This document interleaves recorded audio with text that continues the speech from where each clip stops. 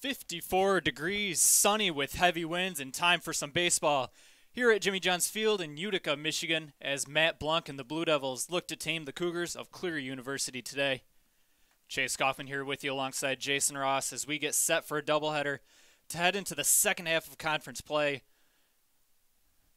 LTU comes in at 27-11 overall, 8-4 in the conference, and Cleary coming in with an 8-17 record overall and 2-10 against WAC teams.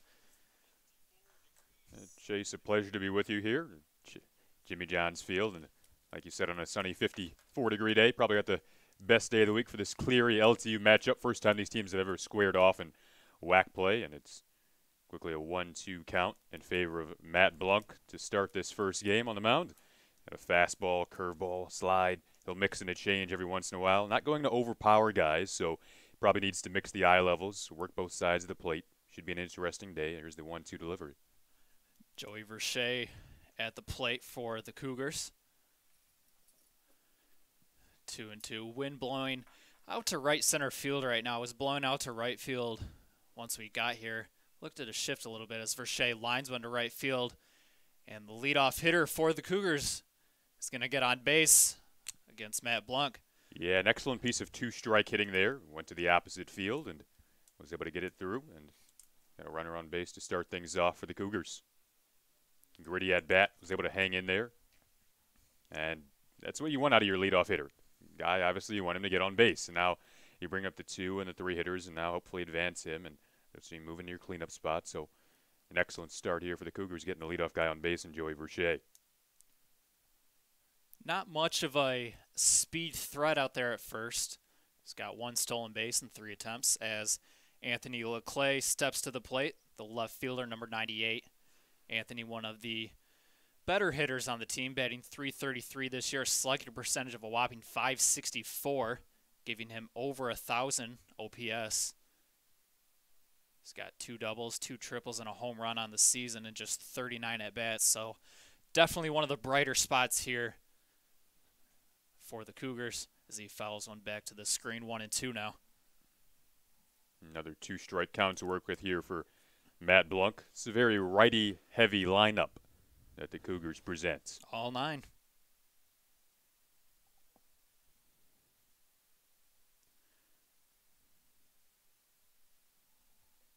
Perhaps a good count here for Verche to start looking to steal. He saw a throw there back to first. A bit of a leadoff. And, you know, when there's a pitcher's count, that's when you'll look for a runner to start going. And there he is once again. A bit of space off of first. Just based off the fact that he might be looking breaking ball here. And he did get a breaking ball there. 68 miles an hour runner didn't go.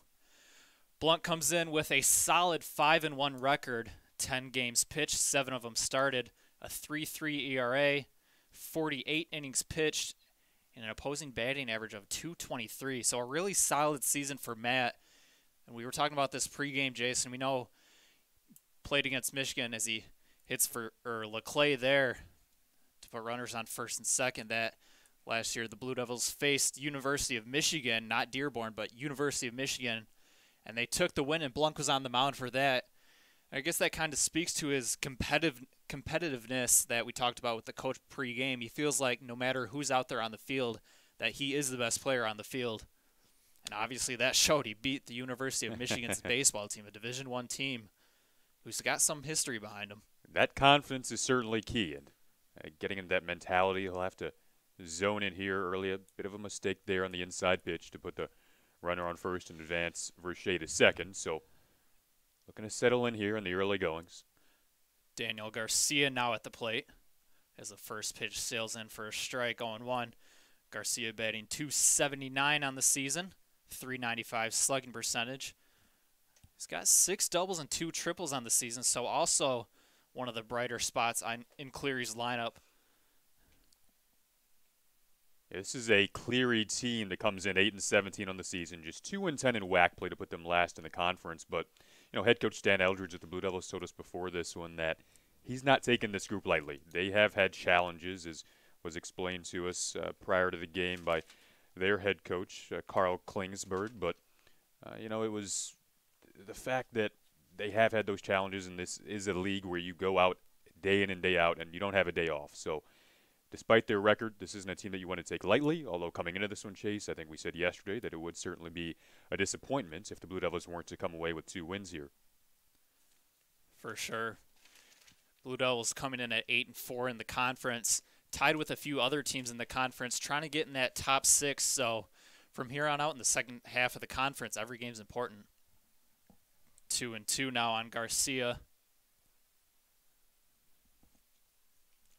Blunk trying to get out of an early no-out jam here against the Cougars. Got him looking there. So 1 down now for Blunk as he allows the first 2 runners to get on base, coming back nicely, getting Garcia called out on strikes. It's going to bring up the third baseman, number 23, Daniel Ammons. An excellent job to utilize that fastball there to get Garcia out, and now that first out can definitely help you moving forward, just past you, and now you move in, hopefully settle down a bit here. They like to work with a rule of, going with every 12 to 13 seconds of getting pitches to home plate, and that can certainly get you in a rhythm. We'll see Sam Brace at some point today. He's a guy that works almost unusually quickly, and it can help you with confidence and help you get in that rhythm as we get the pitch here. 0-1 called on the inside part of the plate. 0-2 now. Nice pitcher's count.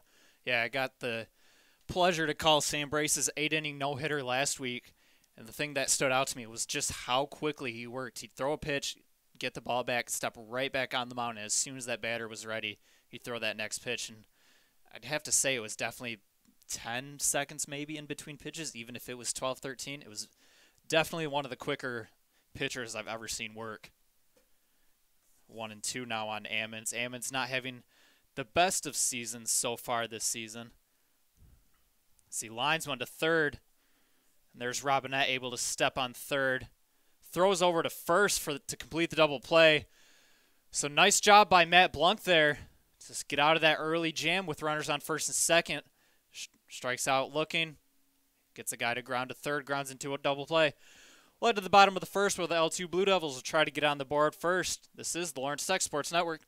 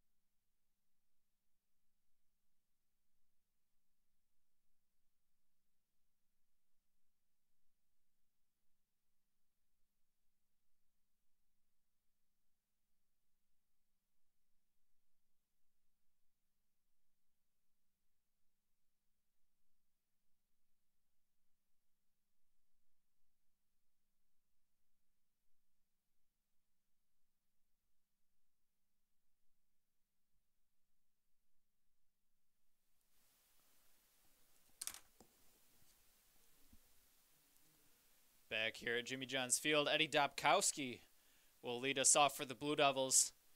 And the first pitch misses inside as Matt Blunk able to get out of the first inning jam that he left with. Man on first and second, able to get the next guy looking and able to get the next guy after that to ground into double play.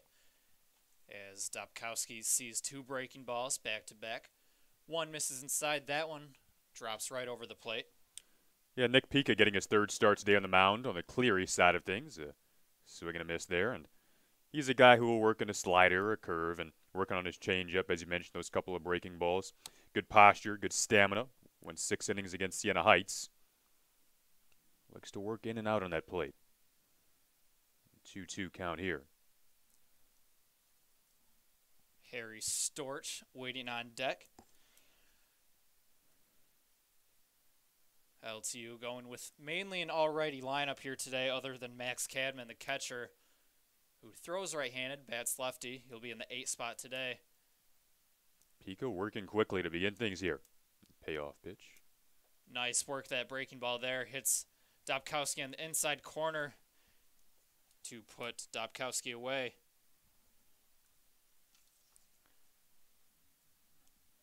Corey Wacker, the home plate umpire, behind the plate. And Frank Barrett will be out in the field today. He seems to be giving that extra inch or 2 on the inside of the plate so far. First pitch, fastball sails in for strike 1, 84 miles an hour from Pika.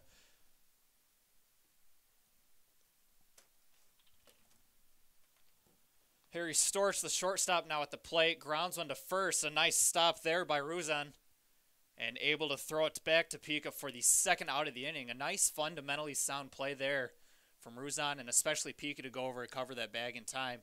It's something that you see a lot in the lower levels of high school, middle school. That's a play that it's not that easy to make. Definitely takes a lot of practice getting off that mound in time after throwing that pitch like that. Excellent defensive start for a team that, for the most part, this season has struggled defensively.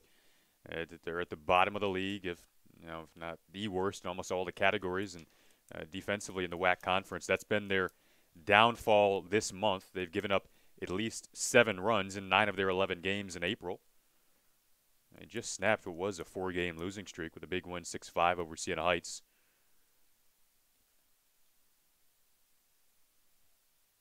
Sean Fannin now at the plate.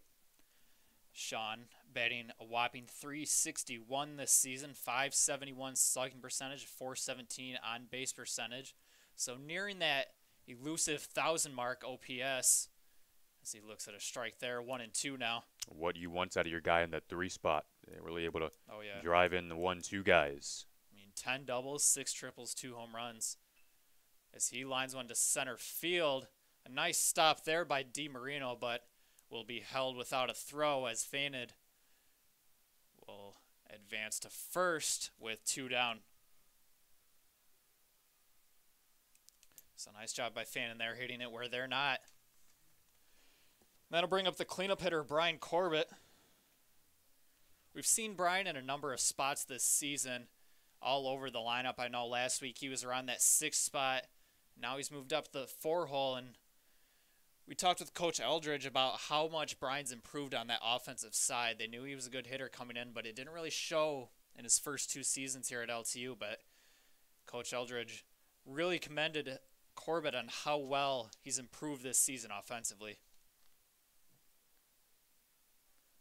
Corbett batting .361 coming into today, just like Sean Fannin.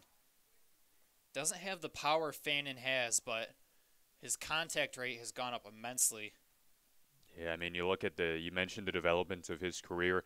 First 2 years compared to this season, really all the numbers jumping up across the categories. Off is Fannin. An errant throw there by Edwards, and Fannin's going to take off to third.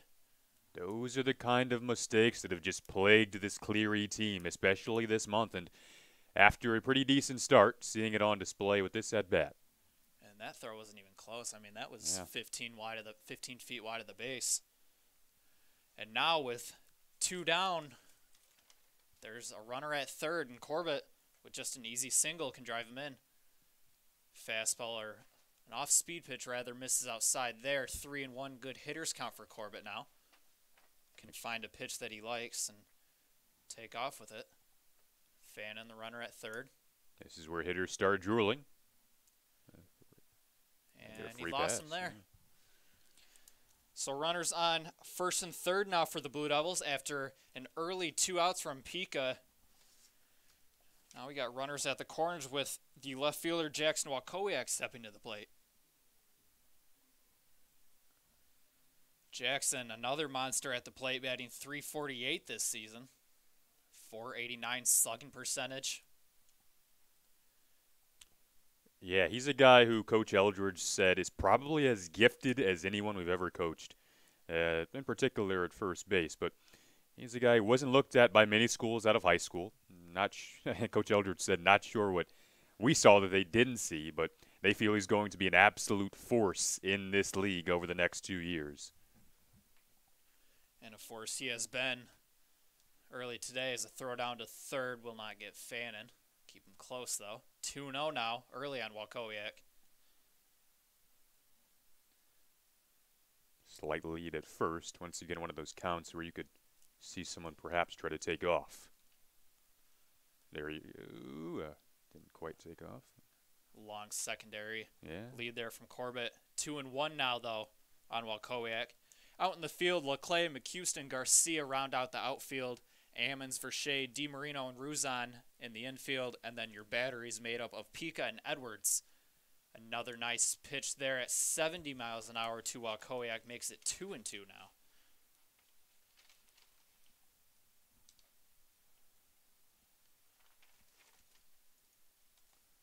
Here's the 2-2 to Wakowiak. That pitch misses outside. Another slower pitch, 74 miles an hour. Didn't seem to do much, though. Didn't see much break on it at all.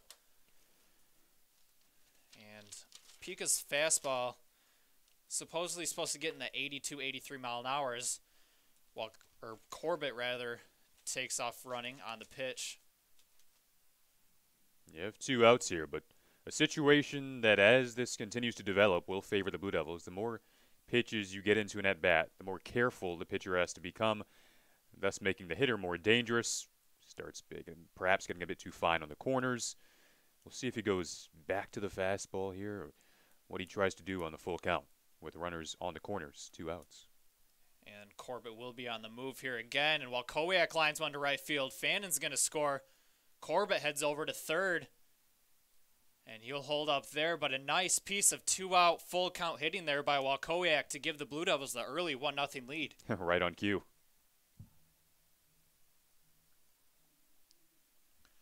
So back to the same position we were, runners on first and third, but now the Blue Devils hold a 1-0 lead. And Logan Barker will step up to the plate.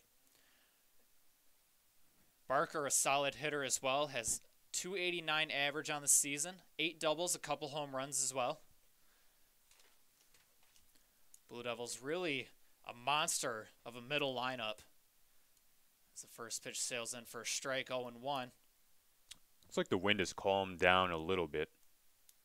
A little bit, yeah. Okay, now it picks right back up as I say that. That one misses high, 70 miles an hour. We haven't seen a ton of fastballs yet from Pika. He's got a good fastball, but his slider and his curveball were the other 2 pitches that Coach Carl was talking about pregame. And there's a fastball there at 83 miles an hour, hits the outside part of the plate.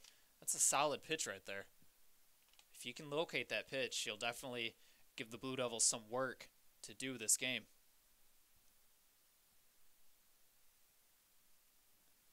1-2 now on Barker.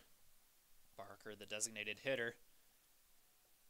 And Wakowiak on the move, but Barker strikes out swinging there to end the first inning, but not before the Blue Devils get a run on the board with 2 outs. We'll head to the top of the second inning where the Blue Devils lead the Cougars 1-0. This is the home for Lawrence Dyke Baseball.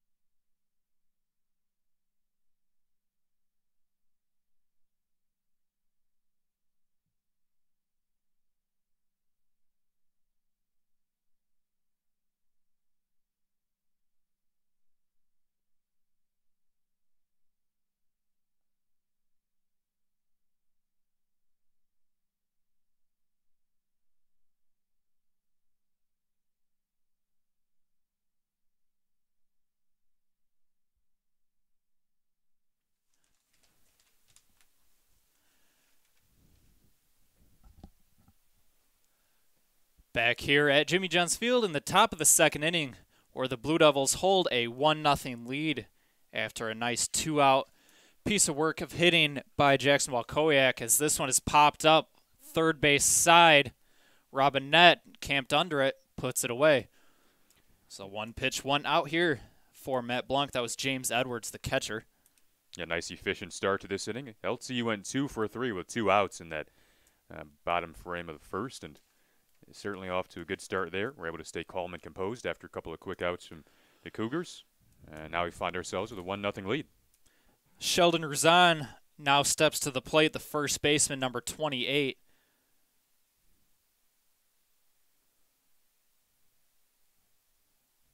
First pitch misses. Sheldon, a .253 hitter, 75 at-bats this season, 24 games played, all of them started. He's got 3 home runs on the season, so he does have a little bit of power behind him.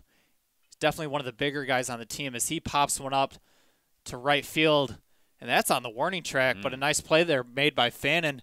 I said he popped that one up because that was so high, and he hit that at least 350. Showing off his power there. Good. Wow. I thought that was a pop-up about to drop between right field and second base, and that one went all the way to the warning track. So I see why he's got 3 home runs on the season. Yeah, 395 to straightaway center here at Jimmy John's Field. 315 down the left field line and 320 down the right field line. First pitch, a breaking ball, misses inside to the designated hitter, Ian Hoogerhide.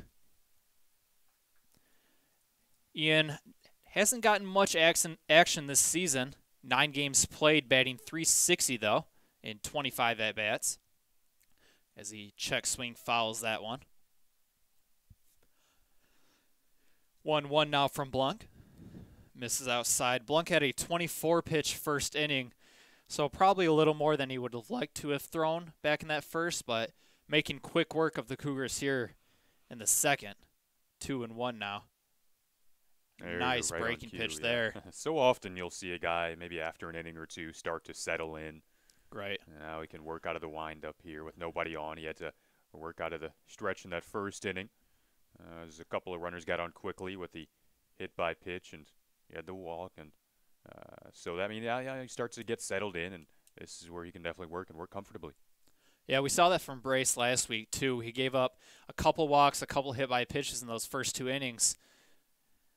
As Hoogerhide softly grounds one to second. Perfect. And Nick Allen puts it away to Corbett there. So a nice 1-2-3 piece of work there by Matt Blanc to get the Blue Devils out of the second inning. Blue Devils still hold a 1-0 lead. This is the Lawrence Tech Sports Network.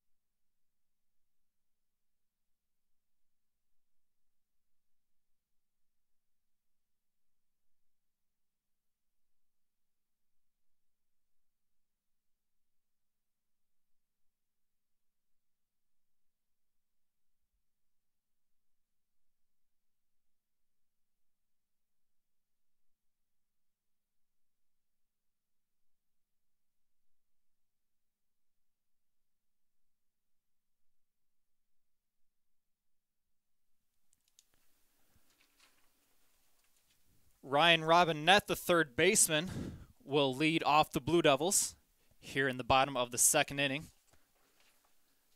Nick Pica also making quick work. Robinette shows bunt, pulls it back. Robinette batting .307 this season. Pretty common throughout this Blue Devil lineup as he fouls one to the back. 1-2 now. He's really increased his strength level over the past year or so. That's led to better offensive numbers. Now you look at him, and he's in the lineup every day. So everyday shortstop, really, since he arrived on campus. But the offensive numbers is where he has really grown over the past year or so. Blue Devils did a nice job of utilizing the speed of Fannin in that first inning. That pitch low, full count now on Robinette. Pika threw 24 pitches in the first inning. Now a long at bat here will increase the pitch count even more as Robinette drills one to left field. That's a nice play, though, made by Anthony Leclay. So a line drive flyout will be the first out of the bottom of the second. And then I'll bring up the catcher, Max Cadman. Max, one of the two lefties in the lineup here for the Blue Devils. Jackson Walkowiak, the other. And Jason, I know Eldridge was talking about Max Cadman's leadership this season. He was definitely, I asked him last week if you could point to a certain leader on the team, and Cadman was one of his answers. He said he's just one of those bulldog mentalities, or he's got one of those bulldog mentalities every single game he plays in. You hear them preach that quite a bit, too. Just that mentality and the confidence, the competitiveness. And we'll see if he can take advantage here. Lefty going up against the righty. Oftentimes, as a lefty, obviously, you'll like to have that advantage against the opposite-handed pitcher. See a pitch coming, I guess, towards you rather than, or away from you rather than towards you. And especially against lefty pitchers, as he walks on 4 pitches there. Lefty pitchers seem to really work at an angle, I guess. If you watch Chris Sale, you can just see how much of an angle his pitch comes in at. And lefties against Chris Sale struggle hard, which is why lefties would love to see a righty on the mound. And we're going to get a courtesy runner here for the Blue Devils. That's Sean Marshall, a freshman. Courtesy runner allowing a catcher to be not necessarily pinch ran for, but courtesy runner. Speeds the game up a little bit, allows the catcher to get his pads on for the next inning. As Nick Allen swings and misses at the first offering there. Nick, the second baseman. Nick also hasn't played too often this season. 9 games started, batting still a very respectable .280. 3 doubles on the season, slugging average of .400. 1-1 now on Allen. A guy who is extremely gifted athletically. They think he's probably the fastest guy on this team, can run like the wind, as head coach Stan Eldridge put it. As once again, we get a guy at first, perhaps trying to look to second here and go. But he really announced himself as a freshman and has drawn some instant respect from his peers and teammates around this Blue Devil baseball group. Long look. As Allen softly grounds one to third there. It's going to move up the runner. A little bit of an errant throw there by Ammons. But Rouzan was able to keep his foot on the bag. And pinch runner Sean Marshall advances second, now with 2 outs though. Back to the top of the order, Eddie Dobkowski will try to do something here with 2 outs and Sean Marshall, the runner on second. Dobkowski struck out looking back in his first at-bat. Pika looks down at second. A very slow breaking ball there at 68 miles an hour. And Dobkowski was way in front of that one, 0-1 now.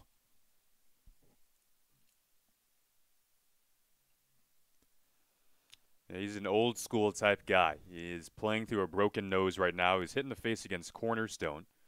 And we talk about respect from your peers. That's the type of thing you play through that. Chase, I'm a huge hockey fan. NHL playoffs going on right now. That's a hockey type of thing. I mean, you're playing through a broken nose. To say he's tough would be an understatement. Sometimes he's in the leadoff spot here. A chance to perhaps bring in a runner at second. You have 2 outs as they go back outside there. But he's another guy who's shown great improvement this year. Great at-bats. With a year in the weight room, his arm strength has really shown immense improvement. Yeah, that was what Coach was talking to us about pretty often, about how many guys went into the weight room this offseason and how much he spoke about everybody's strength improving, whether that was improving their arms or their pitch speed or whether their hitting power. That seemed to be a big, big factor in the Blue Devils offense right now and even their pitching. 2-2 now. 2 down for the Blue Devils. And Dobkowski drills one to left field, but Anthony Leclay puts it away for the third out of the inning. So the Blue Devils threaten with a runner on second but do not score. However, they still hold a 1-0 lead as we head into the top of the third. This is the home for Blue Devil baseball.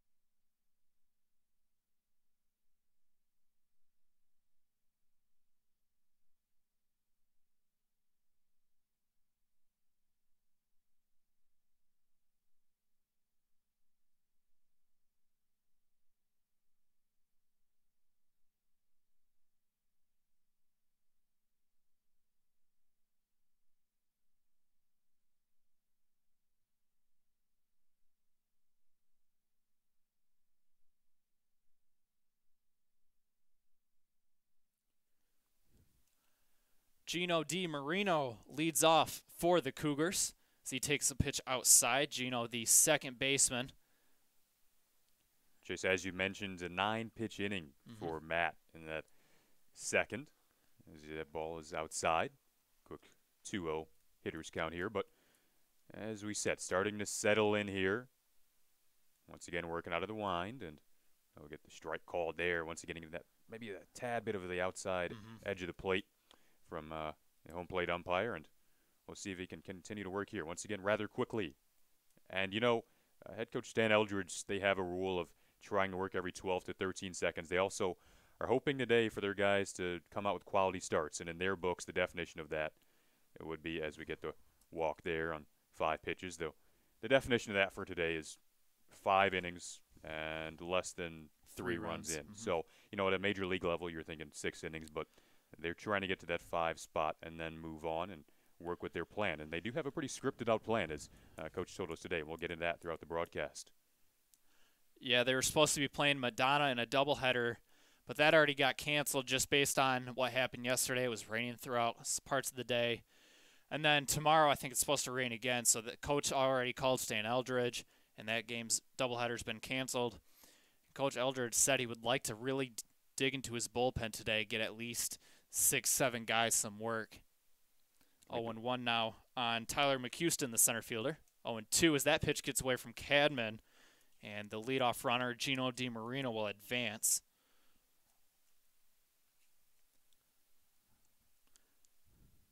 Tyler batting just .188 this season. Only 16 at-bats, though. 3 for 16, 6 runs. Down to the bottom of the order with this right-handed heavy lineup. DiMarino not afraid to take off. DiMarino 4 stolen bases on the season in 5 attempts. Didn't get a chance to lay out the LTU defense while Kowiak, Dobkowski, Fannin lines the outfield. Robinette at third, Storch at short, Nick Allen at second, and Brian Corbett at first. Matt Blanc, Max Cadman will be your battery as Matt Blanc gets McHouston out on strikes there. Might have seen that little graphic we had out the scoreboard left center field. Getting pretty talented with that now. Back to the top of the order here with Verche, who got things off. It's a pretty decent start for Cleary. hit to right field in that first inning in that leadoff spot. Does a nice job of getting on base as you one side of your leadoff hitter. A quick 0-1 count. That'll be important to get up early in counts. That 0-1 versus 1-0 difference can obviously loom large. And Chase, we read an interesting article yesterday on the 1-1 count. We'll see if he gets to it here. No, yeah, he will. 1-1. Yeah. Weird. 1-1 count. Yeah, right on cue. So looks like he was about to call it, but yeah, I don't know. So we read that the single largest difference in terms of the outcome of an at bat can happen right here. 2-1 versus 1-2. Obviously, either favoring the pitcher or the hitter, and that's going to be well inside, brushing back Verche a bit to give it the 2-1 count. The batting percentage rises pretty significantly, significantly more so than any other count when you do have that 2-1 count favoring the hitter. Over the 1-2. Yeah, I think it's about. I think it was 150 or something. Yeah, versus 364 or something when you have the 2-1 count, which he has here, and now you can. Now it's 3-1. Make it a 3-1. Yep. So this is where the advantage for the hitter rises even more. Verche had an opposite field single back in his first at bat. He'll look to do the same here and possibly bring in the speedy DiMarino. Here's the 3-1 offering. Grounded to the pitcher. DiMarino on the run. Blanc will not take a look at him. Takes the easy out in Verche, and now there's 2 down as DiMarino jumps to third. And something else we were also talking about, whether it's a 2-1 count or a 1-2 count. I think a 1-2 count, batters were averaging about 190 as compared to a 2-1, they were averaging 340 or so. Is when pitchers really take a look at that, are they giving up more hits on that 1-1 pitch just because they're really trying to go for that strike? Maybe they're trying to center in the plate a little bit too much. I wonder what pitchers' averages against them are for a pitcher that typically really pays attention to that and tries to throw that strike as compared to a pitcher that really doesn't factor that in much and maybe use the entire part of the plate. As Leclerc softly grounds one to first, throws back to Blanc, who steps on the bag, and Cleary, leaving a runner on third stranded with 2 outs, will not score. LTU still has the lead 1-0 as we head into the bottom of the third. This is the Lawrence Tech Sports Network.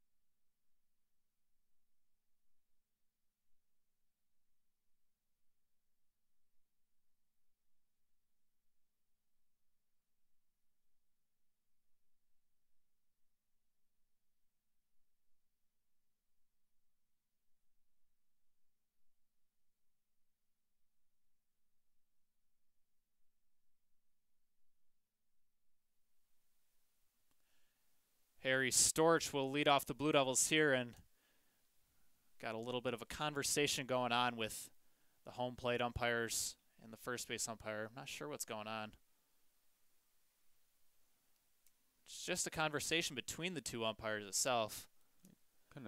Anyways, Jason, we were talking about in the last half inning about whether pitchers who really pay attention to that 1-1 count trying to throw a strike actually give up more hits than pitchers who don't pay attention, just based on the fact that they really want to get into that 1-2 count. Not sure if that'd be in the article or not.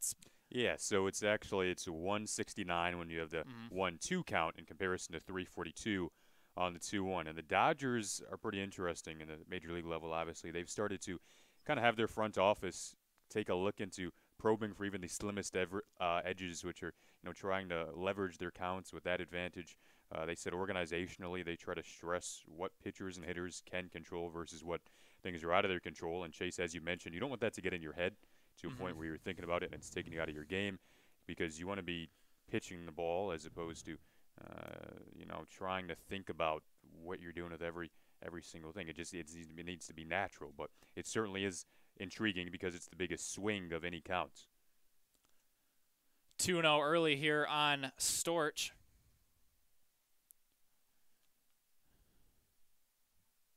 Storch softly grounded to first in his first at bat as he fouls that one back out of play. And Blue Devils continued their theme of getting off to nice starts this season. They're outscoring opponents now 30-19 in the opening inning of play. We've chronicled Cleary's defensive struggles. It was an error in that inning that certainly played a role in the Blue Devils advancing and getting one to touch home plate. Allowed Fannin to advance to third off the steal from second. Cleary, I know we haven't gotten there yet, but they're actually being outscored in innings 5 and 6, 85-30, as Storch with a nice piece of opposite field hitting there gets on as the lead runner. That'll bring up Sean Fannin, the right fielder, who singled in his first at-bat, hit a little soft grounder back to second, but was able to make it to first without a throw. Ended up making all the way to home on that lone run. That last pitch was kind of on the outside part of the plate, and you'll see most hitters make the mistake of trying to pull that. But going to the opposite field, certainly the optimal option there, and to make it simple, using that same approach with an off-speed pitch. And Storch is called out on that pickoff throw. It looked like he was trying to go to second on the pitch as a steal, but maybe he got a late jump or something because he hesitated as soon as Pika was delivering that pitch. And he got caught in the middle there. And a nice heads-up play by Edwards behind the plate to get him at first. So a man on first with none down turns into nobody on with one out. 2-0 now on Fannin.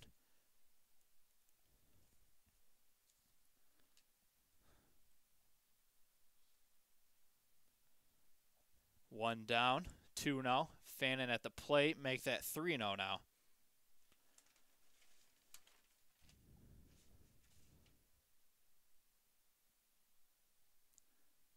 Fannin again batting .361 before the day. There's the fastball that Carl Kling told us about before this one. Needed a strike there and got one with it.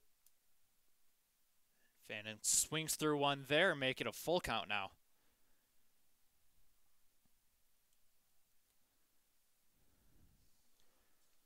Second trip through the order. Hitters naturally begin to adapt to the pitcher's style, but a few big pitches there to get out of an early count advantage for Fannin. Pika doing a nice job to stay mentally intact. And Fannin doesn't do that too often, especially after a 3-0 count. Fannin just 19 strikeouts and 133 at-bats this season. You won't see that too often. That'll bring up Brian Corbett with 2 down. Brian walked in his first plate appearance. Was able to make it to third, but was held there. There's a nice off-speed pitch in for a strike. Pika starting to mix it up. 4 strikes in a row. Make it 5.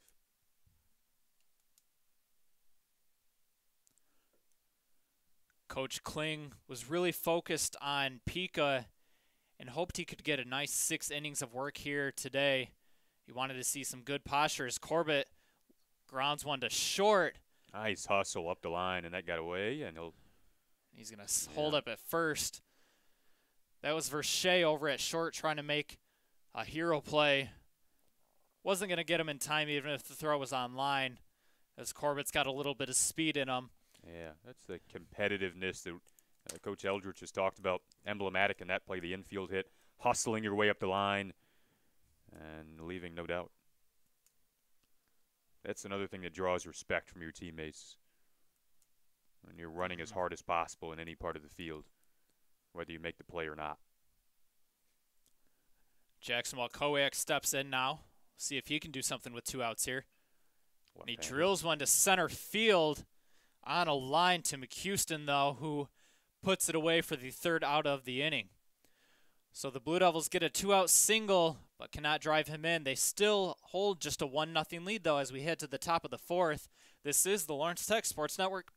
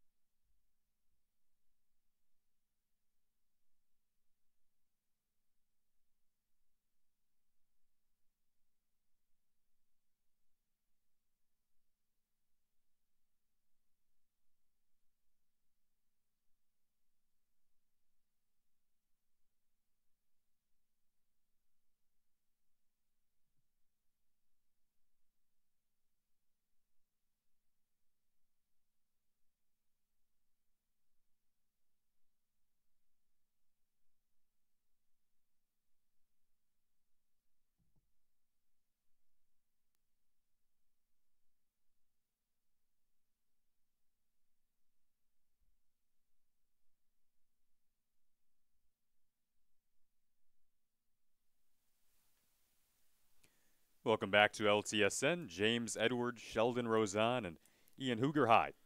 The 3 batters up to start the top of the 4th inning on the Cleary side of things. Matt Blunk will work out of the wind here. 46th pitch of the day. And showing bunts was Edwards. That's Daniel Garcia, rather, beginning this 4th inning.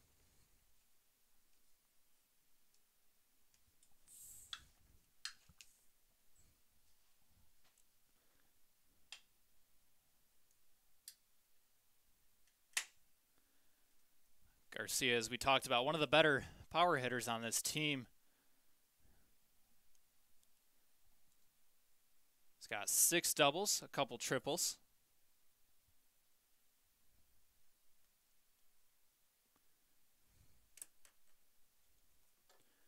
Oh for 1 today. Struck out looking. Matt Blunt continuing to make quick work, huh? Oh, 1 and 2 now.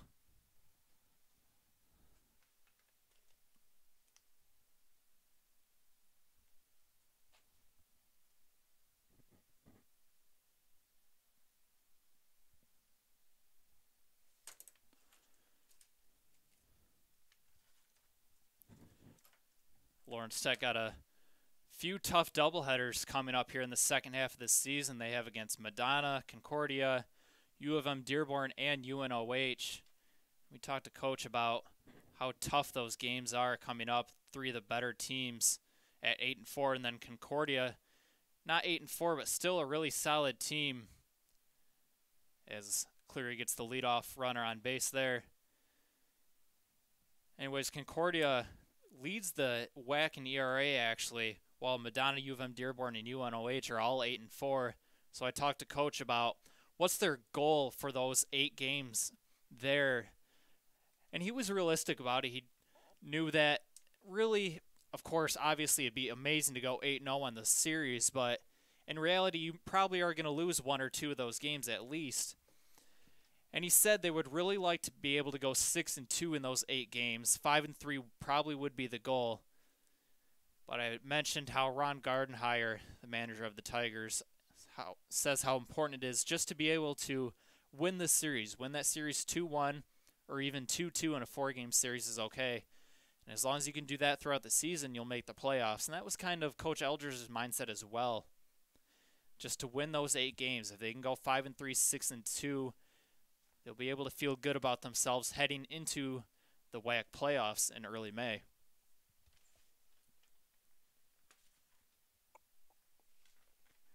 Of course, the top 6 teams out of the WAC will head to the WAC tournament. 1 and 2 now on Daniel Ammons. And he is down swinging.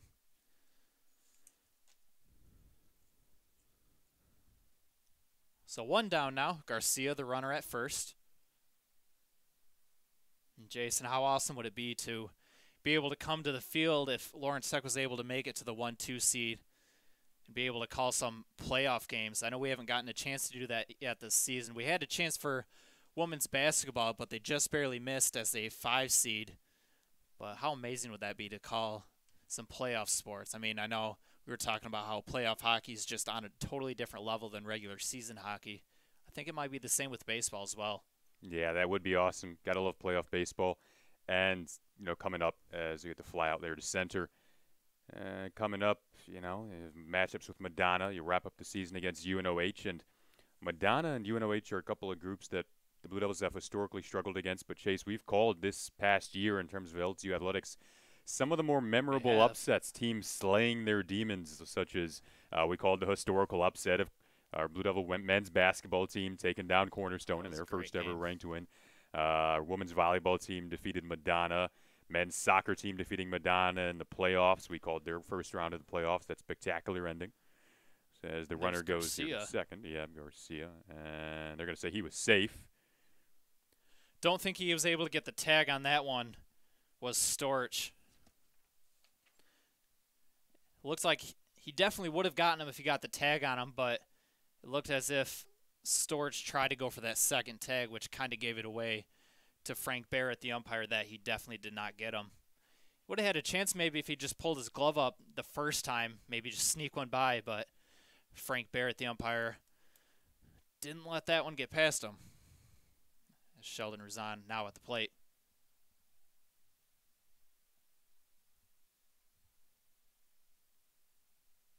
Sheldon flew out to right in his first at-bat. Lines that. That's like an odd hop at the hot corner, and this looks like a throw down to first. Will they get him? Oh, it was tight. What a throw there. Great throw by Storch there. I believe that was Storch at least.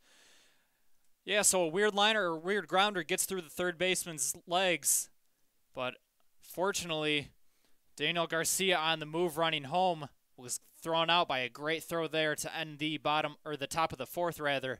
LTU still holds that 1-0 lead after that nice throw. This is the home for Lawrence Tech baseball.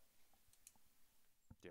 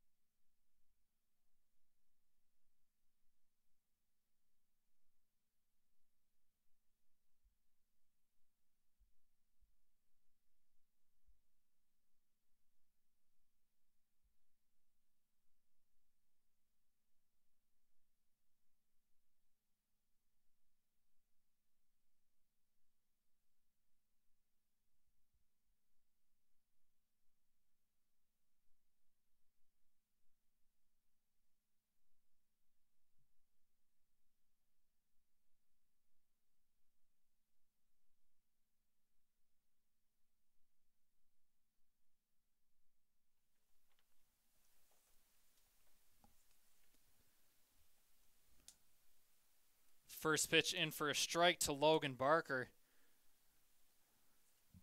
Blue Devils had the leadoff man on base. That was Harry Storch, who ended up getting thrown out down at first as Barker drills one to left field. This ball is going foul. Storch was thrown out at first. Fannin struck out. Corbett had a single to opposite field. And then Jackson Walkowiak lined out to center to end the third. We'll see if the Blue Devils can make something happen here in the fourth. 0-2 pitch. Sails outside.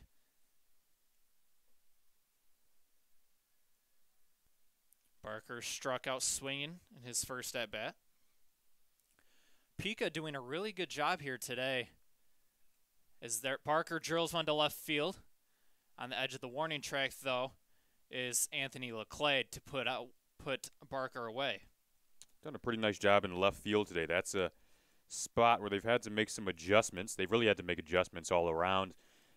Dealt with some injuries in the early goings, dealt with a lot of cancellations. 19 cancellations this Cleary team had to deal with in their off-season, or the non-conference season, and that's where you'd like to play at least 15 teams.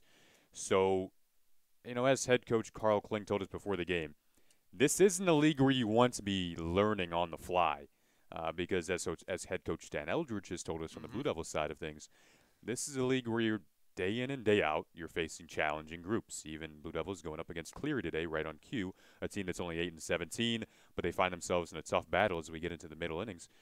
And, as I mentioned, 19 cancellations. Weather, they went down south, although somehow the highest temperature they found themselves playing in was 47 degrees. That was in North Carolina, yeah. So it wasn't the ideal spring trip. That's around where teams start to settle in. They try to find their way. If you have to make some adjustments, you want it to happen there. You don't want it to be happening 30 games in, 35 games in. So as I mentioned, they snapped a 4-game losing streak last time out, but this feels like a pretty big one for them. Only down 1-0 here as Pika continues to work. Robinette at the plate, pops one, foul. That'll get out of play. I mentioned that nice throw there at the top of the fourth. That was actually by Jackson Walkowiak out and left, not Harry Storch, excuse me. But nonetheless, a really great throw as Robinette drills one all the way to left center field. And that is Tyler McHouston able to put it away. So 2 down now for the Cougars. Cougars doing a really nice job pitching here. Only a 4-1 hit battle right now, and they can't seem to get on base against Blanc, but the Blue Devils haven't really done much yet today against Pika either. Gotta love a good pitching matchup. For sure. And that's the thing. There's a difference between a good pitching matchup and teams that can't hit. And we know the Blue Devils can hit, so Pika's doing a very, very solid job so far.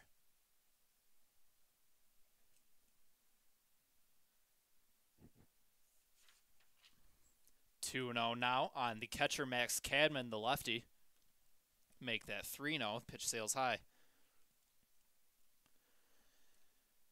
Maybe look for a fastball here.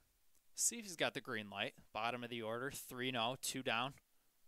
He does have the green light, but can't do much with it. Hits a soft grounder to DiMarino at second, who tosses it to Ruzan to end the bottom of the 4th inning.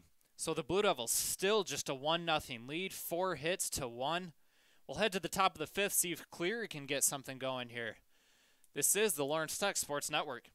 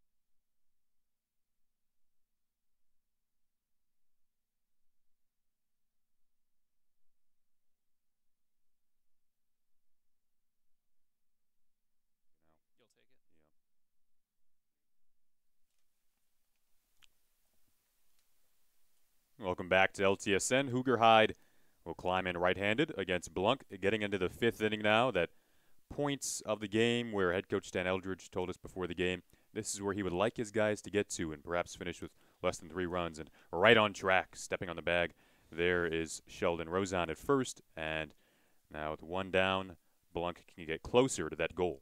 Yeah, just 59 pitches through 4 innings. So Blunk making really solid work. 20 pitches in the first, 9 in the second, 16 in the third, and 14 in the fourth. So really on track for a nice solid game. I could see him probably getting to that 6th inning with ease. And Coach Eldridge did tell us that they are willing to make those adjustments. They didn't think Sam Brace was going to obviously go that long last week. So they are willing to make those adjustments. Obviously no runs in yet. Just 1 hit for Cleary. That came back in the 1st inning. And Brace last week through 8 innings, I think he was only in the mid-90s at the pitch count as Blunk throws in a nice off-speed pitch there.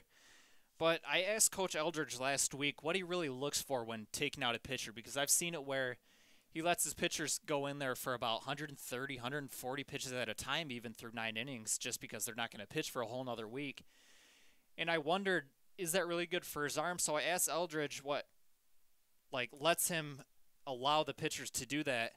And he talked about some experts, and they said once his pitches start to become elevated, that's when he tries to really focus on taking him out or not. When his velocity is still up there, when he's not elevating slow pitches, then he'll start to take him out.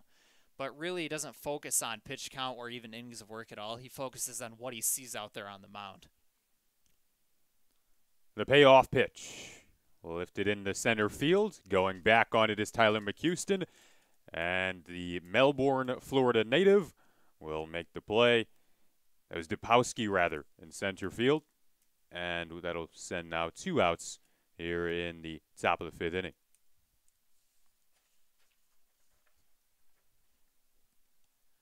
And a couple pitchers he brought up when talking about that velocity was Rick Porcello and Justin Verlander. How Rick Porcello, when he gets into that mid-90s range, pitches-wise, his velocity really starts to trail down, but Verlander, when he gets late into games, he's fresh as a daisy, as Coach Eldridge liked to put it.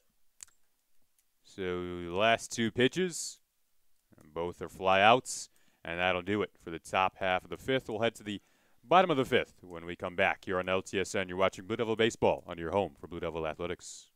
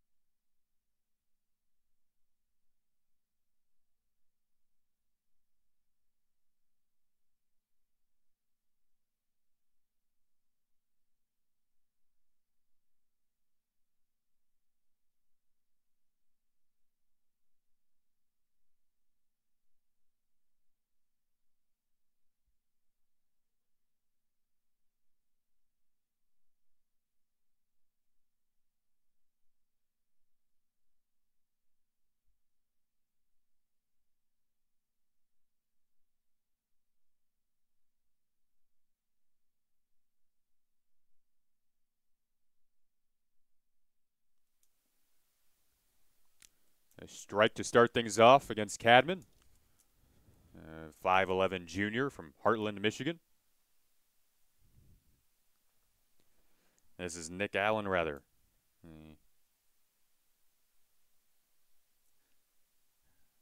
That pitch looked to maybe hit the lower part of the plate.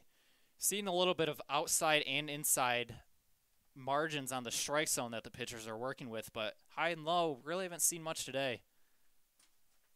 That one drops right down in front of Daniel Garcia, and Nick Allen finds himself on first.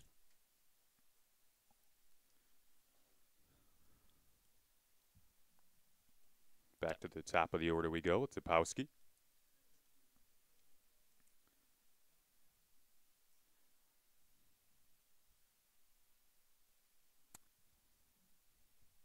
Pika, 74 pitches in. Showing bunt there was Depowski. I saw that a lot earlier this season. A lot of showing bunts, pulling it back, and this is a team that really likes to play small ball. I talked with Coach Eldridge last week about how they really want to focus on hitting into that 2/3 of the field, not necessarily hitting for power the entire game. Really trying to just get on base and then have other people get on base as well, bring everybody in. And the Blue Devils like to do a lot of bunting, and you don't really see that in the MLB too much, but again, looking at launch angle, as Eldridge like to put it. This one once again hit out to Garcia's direction. That time he does make the play. That they're really not focused too much on what the MLB does, because you hear so much about launch angle now in the MLB. And launch angle, what that is just the angle at which the player swings the bat to hit the ball, and the launch angle is trending upwards in the MLB, whereas Coach Eldridge would like that launch angle to be down in collegiate game, just because these guys don't have the power that MLB players do, so they're not going to hit as many bombs as MLB players do. So he really wants them to work on hitting in that 2/3 of the field, hitting bloopers, hitting singles, hitting it into the gaps. And it really has been showing. Last season, their on-base percentage and their slugging percentage was down farther than it was this year, but their on-base percentage is way higher this year as compared to the slugging percentage. Their slugging percentage just up a little bit, and their on-base percentage up around 50 points. And that's not because of the home runs their slugging percentage is up. Their slugging percentage is up because of all the doubles they've been hitting so far this season. You mentioned launch angle. A lot of debate in the category of launch angle of whether or not hitters should try to go for that, because as we mentioned earlier with the 1-1 count, it's something that can get into your head if you do think about it too much. And you mentioned the power at the college level. Things are a bit more controlled by the coach oftentimes. You'll find the game is called by the head coach or someone along there, pitching coach or some sort, as opposed to the catcher. So a bit different. And right now, right on cue with that 1-1 debate we had earlier, here's a 1-2 count. Pitch was well inside. Runner goes to second. And sliding in safely there, rather easily, was Depowski.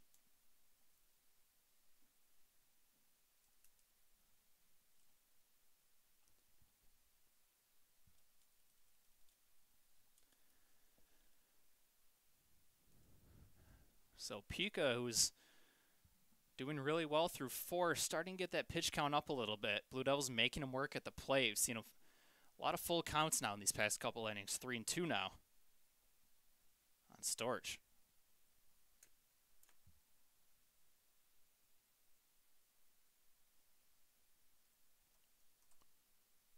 This Blue Devil team at 27-11 on the season. 8-4 in conference play. Second in the WAC. That ball grounded to second, and the throw across to first is in time. So 2 down now here, bottom of the 5th inning. Blue Devils up 1-0.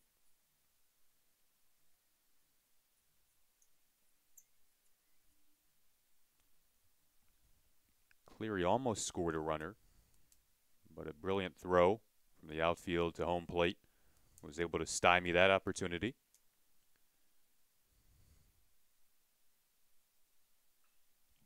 That one's bounced up the line. I'm going to say it was foul. Just barely. Hit inside the line as he grounded it to third, but must have bounced left of the bag as it was fielded by Daniel Ammons.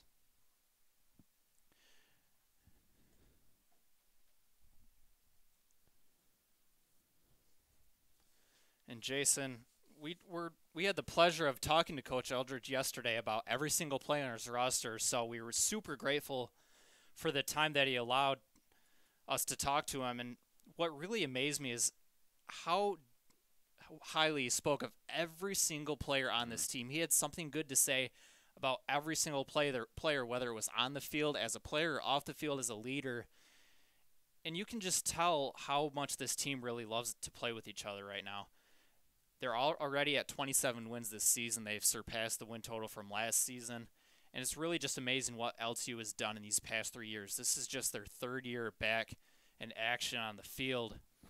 And it's just really great to know that they're vying for a WAC playoff spot this season. That one is shot to left field. Going to drop down for a hit and an RBI.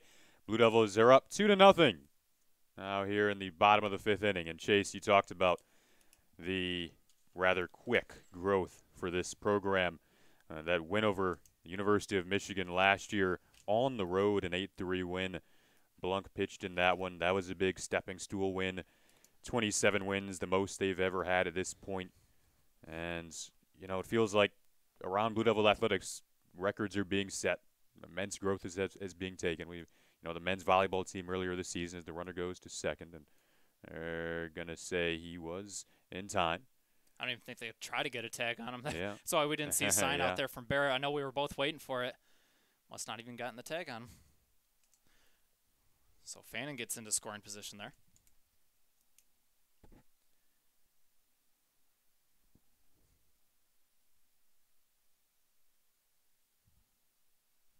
First pitch to Corbett, fouled off to the right. And also about Coach Eldridge and what he had to say about his players.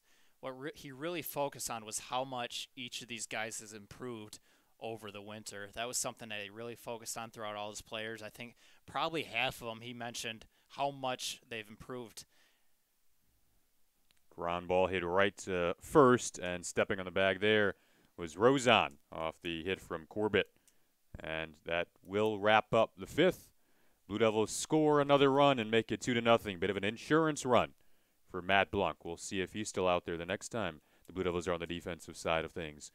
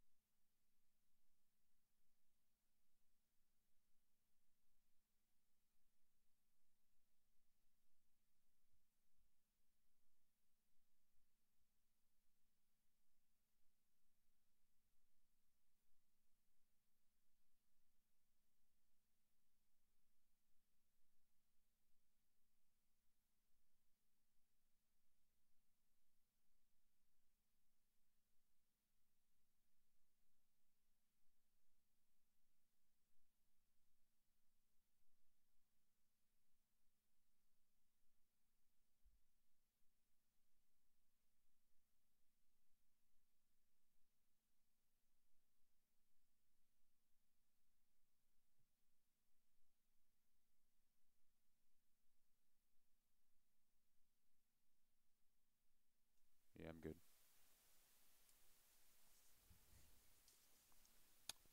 Welcome back to LTSN. Matt Blunk's still in there. So we get into the sixth inning now. Can certainly qualify this as a quality start. Blue Devils up 2-0 after the runner scored in the bottom half of the fifth. Almost nearing that 70-pitch mark now for Blunk. The pitch was slightly outside, 2-1 the count now. Just based off what Coach Eldridge was saying, I would have to assume this would probably be the last inning for Blunk, just based on him wanting to get 6 to 8 pitchers in here today in just 2 games. And Blunk's had a really solid start, and I know we talked about Eldridge not really focusing on the pitch count, but I think he wants to get his guys work. They don't play tomorrow, so they're going to be off for a little bit. So I feel like he wants to give as many innings of work as possible. That's what he did on Wednesday. Everybody, there was, I think, 8 pitchers that threw on Wednesday against Saginaw Valley. Yeah. And they had a really good game, too. They scored 17 runs, I believe. So it's not just about letting your pitcher go because he's having such a solid game. It's more about getting pitchers as much work as possible so they're not cold heading into their next start. So for the third time today, Joey Verche will reach first to lead things off. He's been one of the bright spots today for the Cougars. And you mentioned that pitching plan for the Blue Devils.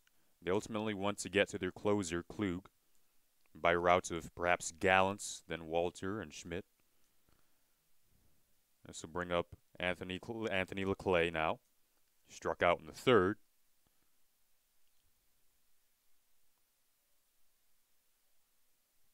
First pitch at 71 miles per hour. A called strike. Well, Matt Blanc starting to get into his mix of pitches. Quickly up 0-2 here. Remember, he's not going to overpower too many guys, but when he mixes eye levels, works both sides of the plate, that's when he's really on his game and feeling his pitches, and we've seen that today.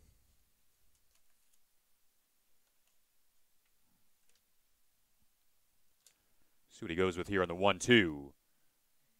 Inside, and must have fouled it off a little bit. Fouled it off slightly. Yeah.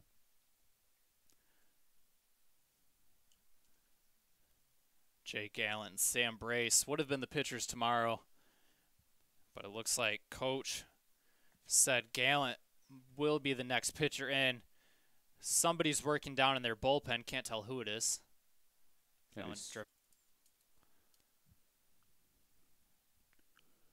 Now one down with Verche at first.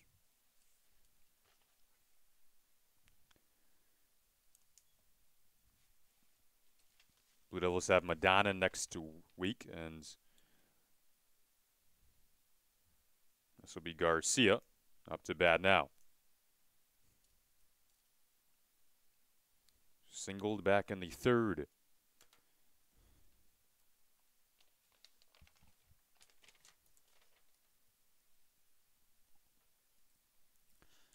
Matt Blanc on the mound, actually one of the first players LTU signed when they restarted the baseball program. As a throw down to second, easily gets Verche.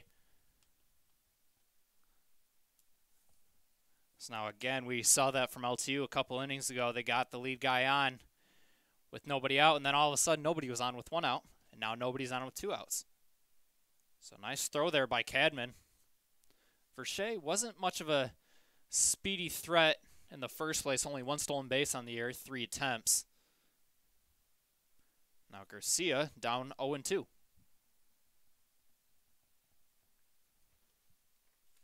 Matt Blanc actually was a player in Coach Eldridge's spring or summer program. That's where he first saw him. Also spoke about him as a tremendous leader on the team. And typically, those are what you get out of those competitors. You get good leaders out of the competitors. They just want to win. And they know when you want to win, you've got to be a good leader. Blanc's one of 3 seniors. This Blue Devil team in their 3rd year in program history. Cleary in their 1st year as a full member of the WAC conference. 2 outs here. Garcia hanging in there. A 1-2 count. Blanc threw just 1 inning against Saginaw Valley on Wednesday. Didn't give up a run. Also struck out a batter. No walks, no hits, no errors. Yeah, Jason, they had 9 pitchers against Saginaw Valley. And that's kind of the day and age of baseball, isn't it? You're really, really working that bullpen. I know Tampa Bay, the Rays are one of those teams to start doing that. They'll throw a pitcher out there, a relief pitcher who gets 1, maybe 2 innings of work in that first inning, and then they'll typically throw in their starter who goes about 4 or 5 innings. It's a little interesting, but, I mean, hey, sometimes it works. The Rays are at the top of the standings right now in the AL East. There's a ground ball to Ryan Robinette. Fires over to Brian Corbett, and that'll do it for the top half of the 6th. Once again, the Blue Devils blank the Cougars. It is still 2-0 in favor of your Lawrence Tech Blue Devils after 5.5 innings of play. So we'll head to the bottom of the 6th when we come back.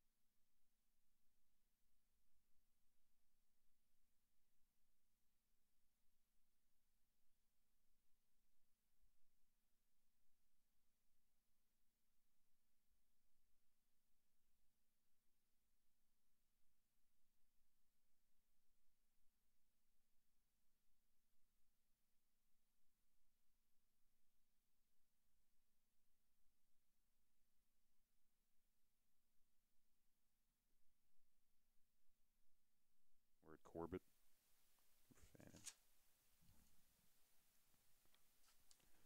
Welcome back to LTSN. Jackson Walkowiak up to bat for the Blue Devils with the right-hander still in. Matt Pika. Yeah, Pika doing a really solid job out there. Just 6 hits right now on 2 runs, or 2 runs on 6 hits rather.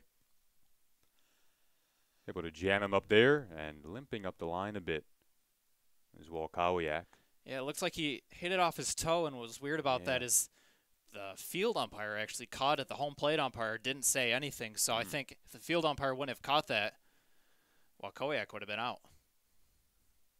So props once again out to Frank Barrett. Here's a ground ball to second and bobbled up there on the second baseman, Gino DiMarino. And to first goes Walkowiak. Yeah, it'll be an interesting one to see if they mark that as a hit or an error. It was a very, very hard hit ground ball. That was an error. Took off the chest. Yeah, they're going to rule that an error.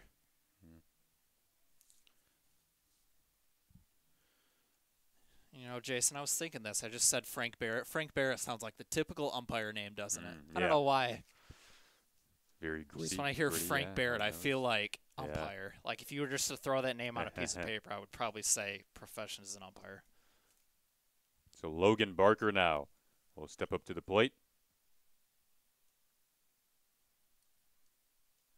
Logan 0 for 2 today.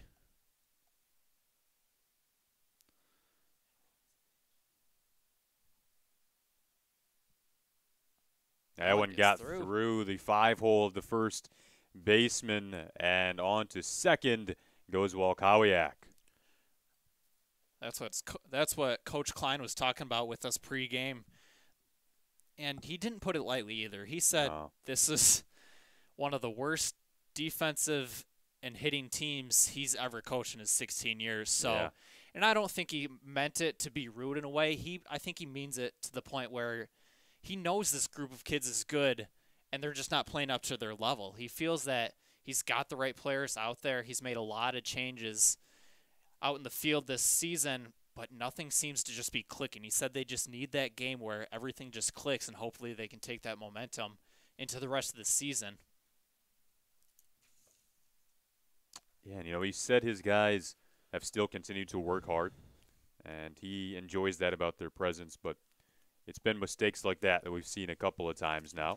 Blue Devils were able to capitalize on one in the first that have led to Cleary giving up 7 runs in 9 of their past 11 games. See if they can capitalize here. 3-0. Low strike there. No runs, 2 hits, 3 errors for the Cougars. Lawrence Tech with 2 runs, 6 hits, 1 error.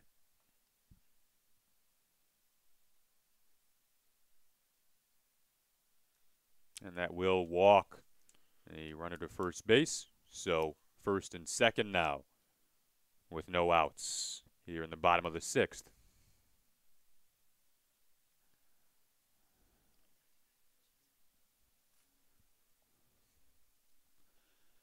Pitch count getting pretty high here for Pika now as he allows the first 2 runners to get on base. See how much longer he's got. Robinette steps up to the plate. Flight out to left, back in the 4th. Here's the 100th pitch of the day for Pika, and it's a strike. And we talked about Klein wanting Pika to have a really nice start out there, solidify his role as a starter on this Cougar team, and I would say this does just that. 2 runs on 6 hits against a team that bats .309 is a really solid outing, honestly. It's just a 2-0 game, and a game where the Blue Devils out-average the Cougars by 70 points. And we saw that from Rochester last week when I called the game. Rochester out-hit LTU in that first game. I believe it was 12-7. And Rochester averages .207 as a team, whereas LTU averages 100 points higher than that. So it just goes back to Coach Eldridge's point that really anything can happen in any game in this WAC conference. So many teams are so good that anybody can win any game.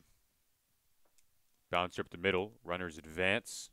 but out at second that time. So they do get second and first, but yeah, it looks runner like goes on the Barker was third, tagged. yeah. Did his best to try to get out of the way, but Robinette grounds do double play.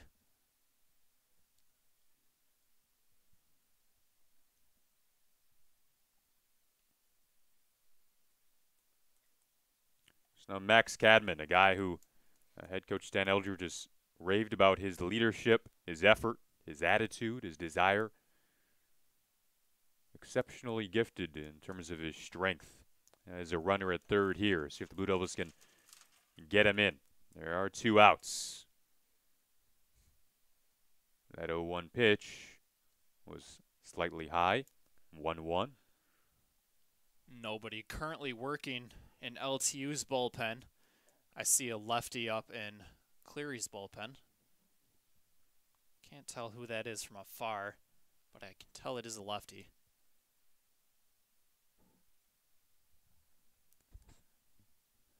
Cadman 0 for 1 today. Walked in his second inning on 4 pitches. That pitch inside, and he gets the called strike to even up the count to 2 apiece. Blue Devils scored in the 5th to make it 2-0. Now in the bottom of the 6th, Cleary trying to stay in this one. The 2-2 pitch. This is a ground ball to second, and they get the play. So 2-0 after 6 innings here at Jimmy John's Field on a 54-degree day. We'll be back with the 7th when we come back.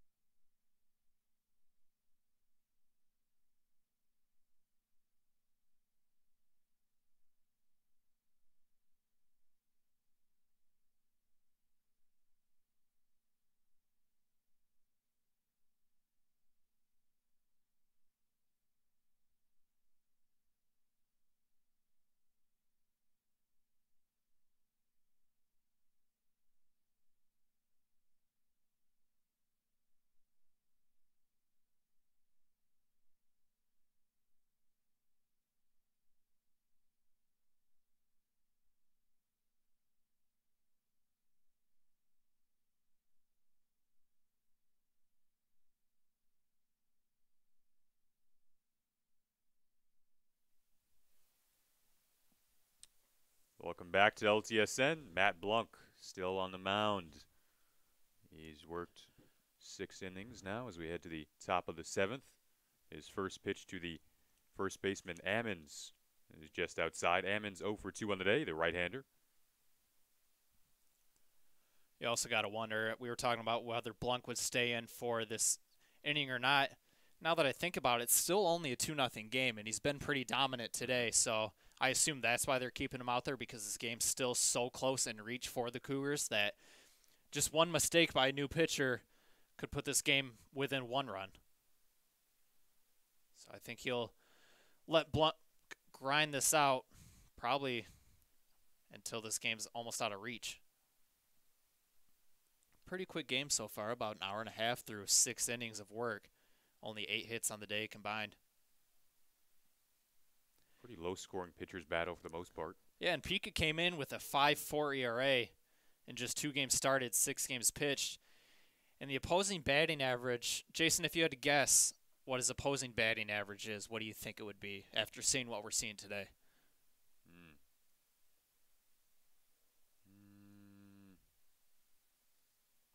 I'm gonna let you give me that one, Jace. So I would if seeing what I'm seeing today, I would probably guess like 250. It's 348. Okay. So he's doing a very, very solid job here today. That one's flied out to right. Fannin is there.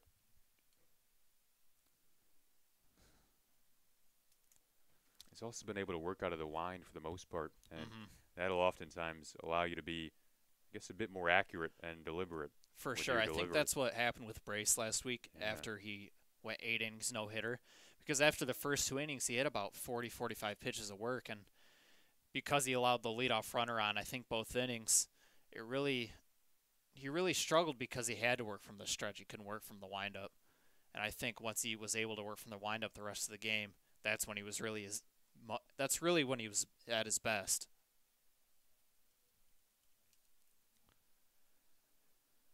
One pitch, line to center field.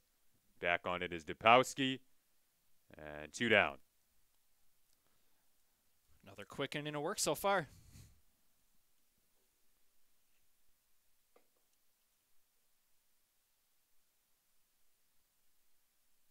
Working a 2-hitter right now.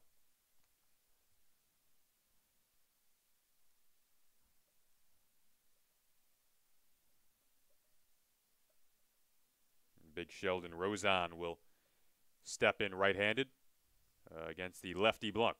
Here's the pitch, well outside.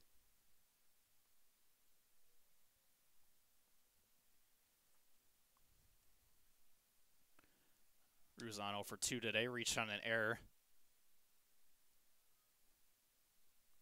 Looking around the WAC right now, Blue Devils at 8-4, tied with 4 other teams at 8-4 spot, but they have second by virtue of having a better record than all of those other teams. And Indiana Tech at 7-3, ranked 22nd in the country. And LTU still got to play Madonna, U of M Dearborn, and UNOH, who are all 8-4, as well as Lawrence Tech is 8-4. So a lot of good games coming up. Bats have been hot lately. Blue Devils have won 3 in a row. Here's a ground ball to short. Diving play there made. The fling to first is in time. Hang a star on that one. That was a nice play there. That was definitely out of reach, and Storch got within that one of a couple inches. Makes a nice throw to get the slow runner at first, but nonetheless, that's a top 10 play, Jason. Certainly a top 10 real worthy effort from Storch. It's Corbett rather, and it is still 2-0 Blue Devils as we head to the bottom of the 7th. We'll stretch it out.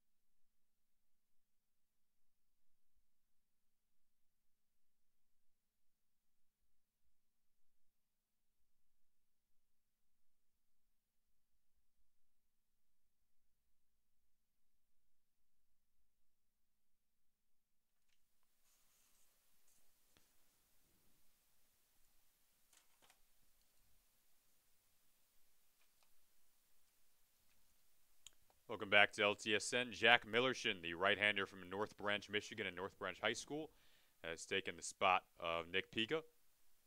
So he'll come in here.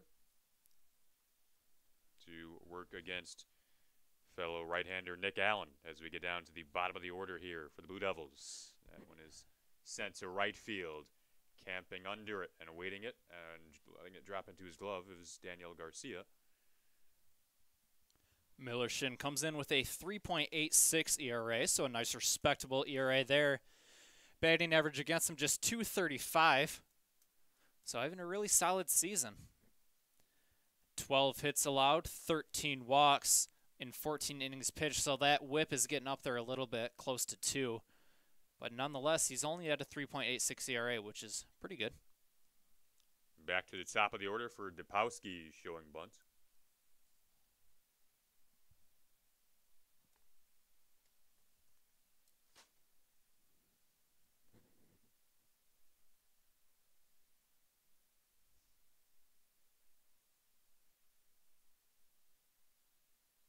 Wind still blowing slightly from left to right in the outfield. A little bit more towards center field before we got, or now that we're here.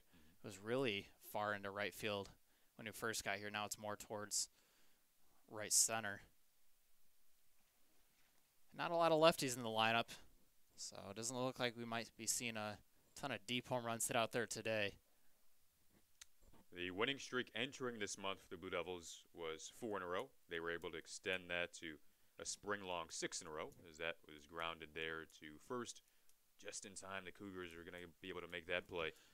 Nice fundamentally sound play there by Millershin to get over and cover the bag, beat Depowski just by a step.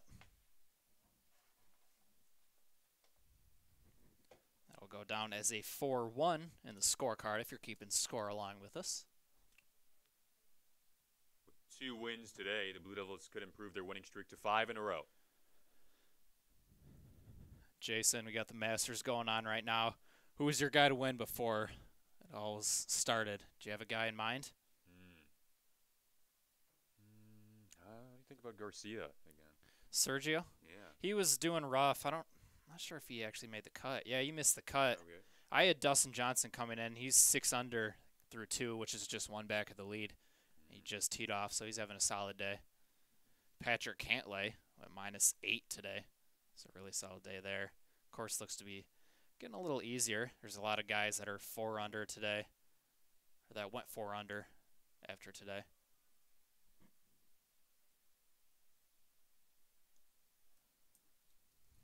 This is Harry Storch, who finished out that last inning making that fabulous play.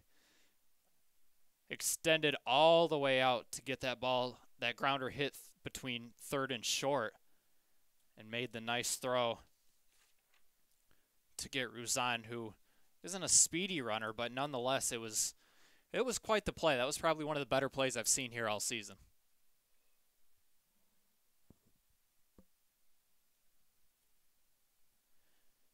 And Jason, Cleary is actually outscoring their opponents in the 7, 8, and 9 innings. And I don't know if it's because maybe they're down a lot in these 7, 8, 9 innings, whereas maybe the opposite team tries to get in those lower bench players, maybe the guys that don't hit as well. But nonetheless, I mean, outscoring your opponents through the 7th through 9th inning and still with the record that they're at it's very interesting, I guess.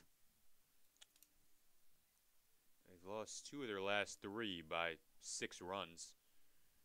Like you said, maybe some late kind of garbage time runs crossing the plate. Have a quick meeting here as Millershin still settling in. Tyler Cleesby going to be the runner over at first now. Courtesy running for Storch. Or maybe even a pinch runner at this point. I'm not sure. But I know Cleesby is an infielder, so maybe he's coming in for Storch for running purposes. So we'll keep an eye on Cleesby. Cleesby is a pretty speedy guy. He's got 5 stolen bases this season in 6 attempts and doesn't start every game. He's only got 5 or 31 at-bats of his own this season. appeared in 21 games, started just 9, so he hasn't had many opportunities to run unless he's come in as a pinch runner. Doesn't go there. And it looks like we got a balk. So no pitch there. And Cleary doesn't even have to attempt to steal. He can just do it himself. Just after a balk.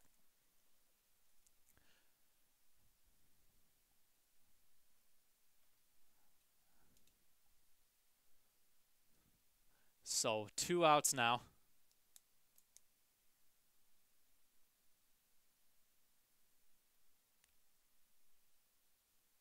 Millerson in after Pika went 6 innings. An 0-2 count here for Millerson. Take a look at the final line of Pika. 6 innings pitched, 6 hits, 2 earned runs, 3 walks, just 3 strikeouts. But a pretty solid day for Pika.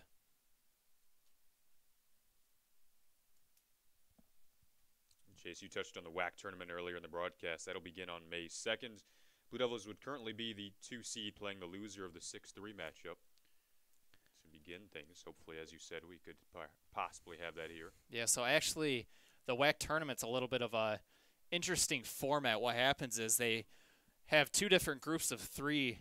So the 1 seed, the 4 seed, and the 5 seed will all be grouped together, and they'll all play a game against each other, as well as the 2, 3, and the 6 do in their own own separate group. And after that's all said and done, if there's a team that's 2-0 rather, while the other teams sit at 1-1, 0-2, those 1-1 teams, the 1-1 and the 0-2 teams will play each other, and then the winner of that will go on to play the 2-0 team the next day. And if the winner of the 1-1, 0-2 game happens to beat that 2-0 team, they're going to face that 2-0 team again. So basically, you're going to get the last team without 2 losses is going to move on to that championship game. So it's a little bit of a different format rather than other sports, just because baseball, it's not, you don't have to put as much work into it during the games. It's a very slow-paced game, so you're going to be able to play a few more games than you would in basketball or football playoffs. Cleary at second, the payoff pitch to left field. That'll drop down, and Cleary will turn around third. He'll head home. It's 3-0 Blue Devils here in the bottom of the 7th. Nice insurance run there for the Blue Devils for sure. Haven't been able to get much going offensively, and a nice piece of 2-out hitting there by Sean Fannin, probably one of the best hitters on this team.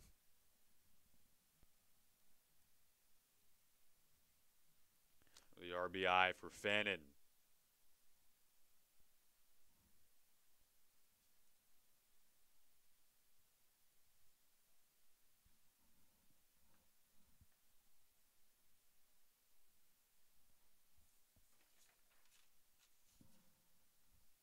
Now Corbett, the first baseman, will step up to the plate for the Blue Devils.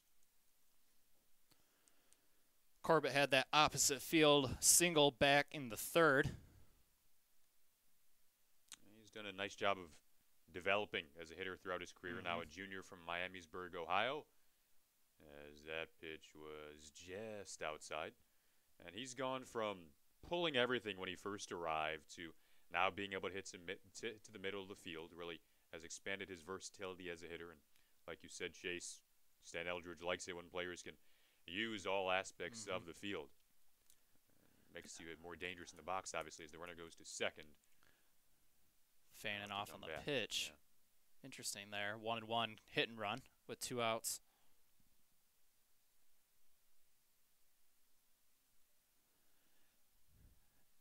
Fannin's got 7 stolen bases in 9 attempts, so not a bad idea to put the hit and run on here with 2 outs. Guy at first. A ball hit in the gap would probably score Fannin, whether he's on the move or not. See if he's going again here. Not on the move.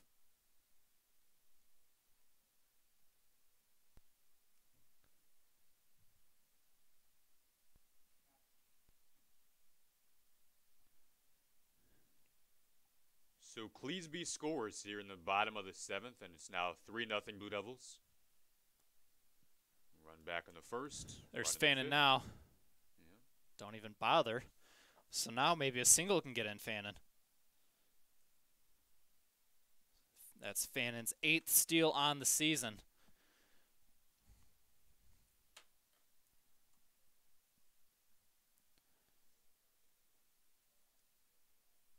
Corbett hitting .276 with 2 outs.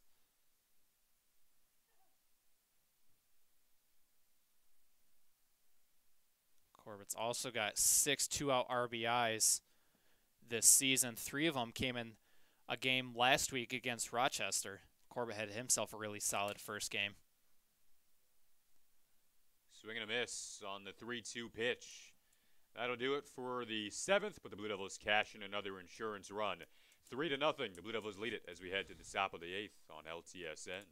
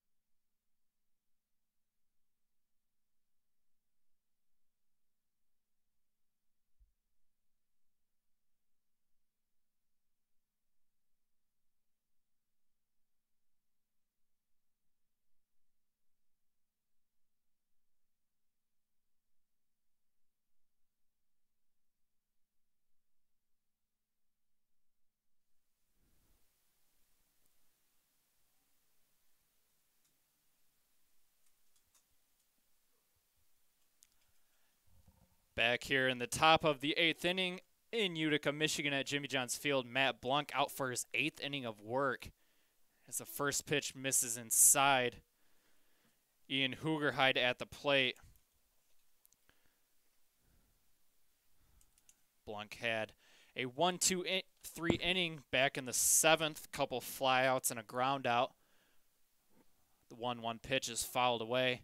Now we're back to that 1-2 count, Jason. We'll see what he does here. Storch is still in the game at shortstop, rightfully so after that play he made a couple innings ago. 2-2 now.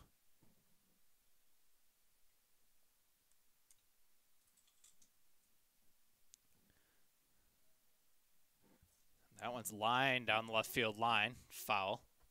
Jason, we were talking about the Masters, and Tony Finau, who was 3 under coming into today, just eagled on the par 5 8th. So Tony Finau is 6 under through 8.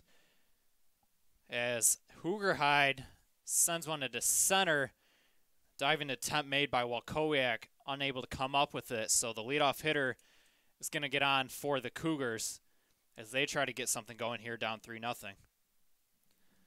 Yeah, but 6 under through 8 at the Masters. Pretty impressive. We're going to get a quick mound visit here from Coach Eldridge. Not sure if we're going to have a pitching change or if he's just going to come out to talk to him. Don't see anybody running out from the bullpen, so it looks like he's going to get a quick mound visit. I think those guys, with how long Blunk has gone, you could look to the next game and think about how much fresher some of those guys in the bullpen will be if they don't end up having to use them here. And looks like Blunk will indeed stay in. And that's the tough part about a doubleheader, too, is when you're down by a lot early, whether it's like 8-0 or something through 4, you got to wonder, do you just keep your guy in, take the loss, essentially, and just make him get his 100 pitches in no matter what, and just keep your guys fresh for game 2? Or do you try to come back and win that game 1 and then possibly hurt a couple pitchers in your second game? So that's always going through a manager's mind as Blunk throws over to keep Hoogerheide close. Matt leads the Blue Devils in wins this season with 5. Lowest ERA on the team. That one misses on the outer part of the plate.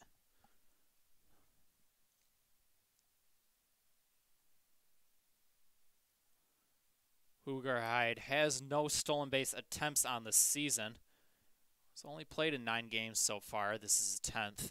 So we'll see what's going on here. 1-1 now. To Gino DiMarino. Gino is 0 for 1 today. He walked back in the 3rd. He was able to advance all the way to 3rd. Did not come in to score, though, obviously, as we still have a 3-0 game going here. 1-2 now on DiMarino. Hoogerheide, the runner at first. Outfielder shaded pretty far right, especially Dobkowski out in center. He looks to be a good 30, 25 feet to the right of second base. 2-2 now on DiMarino.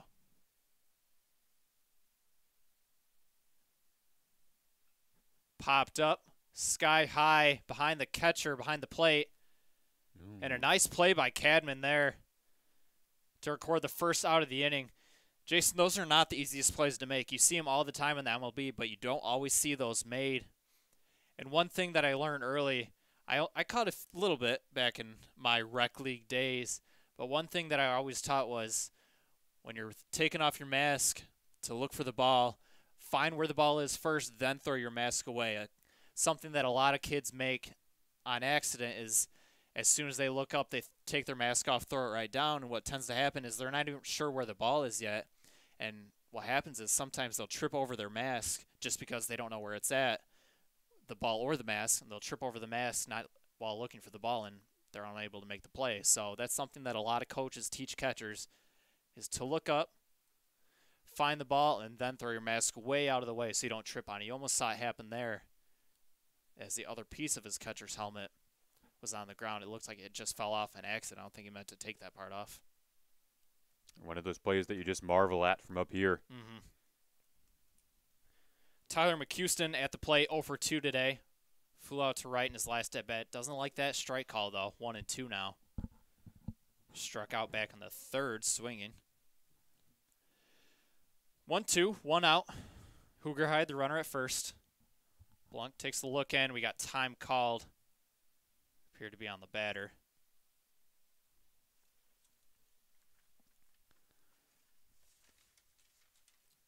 Houston batting just 188 on the season. Not many games played.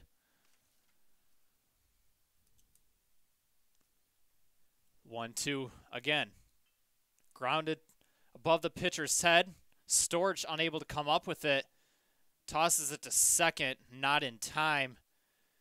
So a bobble cost Storch there as he was trying to transfer it to Allen. And now we got runners on first and second. I think that's going to be it for Blunk today. Yeah, certainly a day of work to admire and be proud of going this long. Didn't expect that coming in. Yeah, for sure. Not going to be too happy coming off the mound. Felt like that could have been the end of the inning almost. However, Storch unable to come up with it. But nonetheless, Blunk with a fabulous day. So we're going to get a quick pitching change here. We'll let you know who's coming in when we come right back. Don't go anywhere.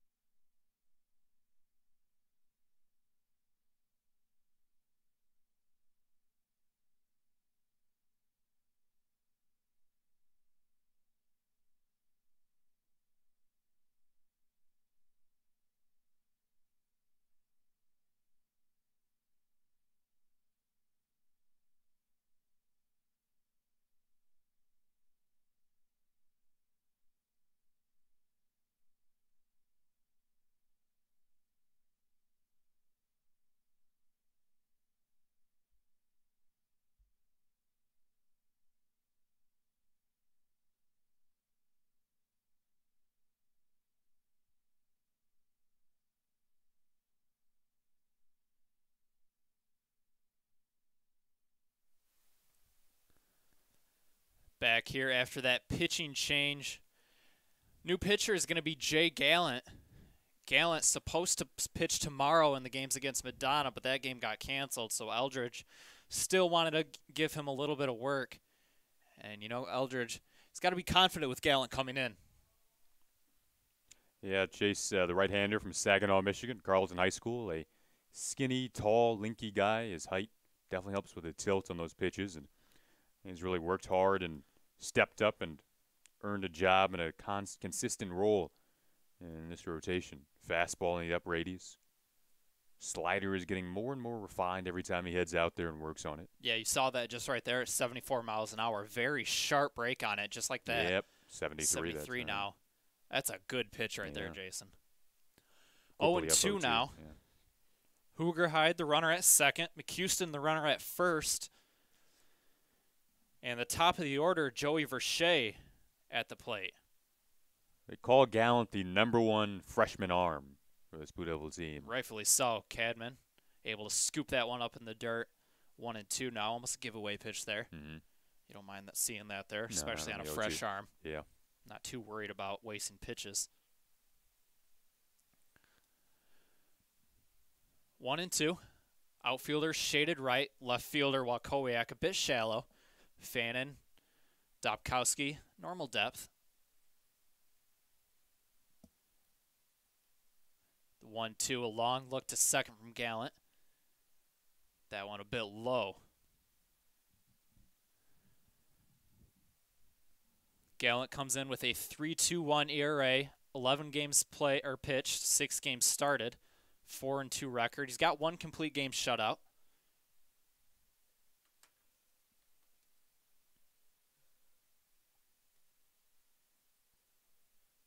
That pitch lined into center field. This one's going to get down.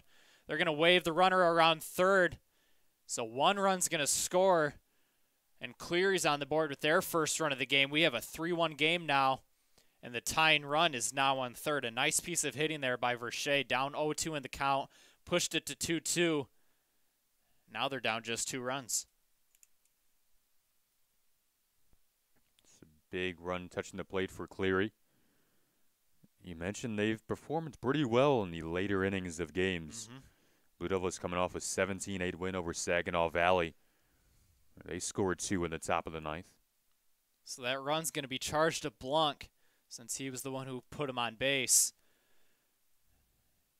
So now the go-ahead run is at the plate. Anthony Leclerc.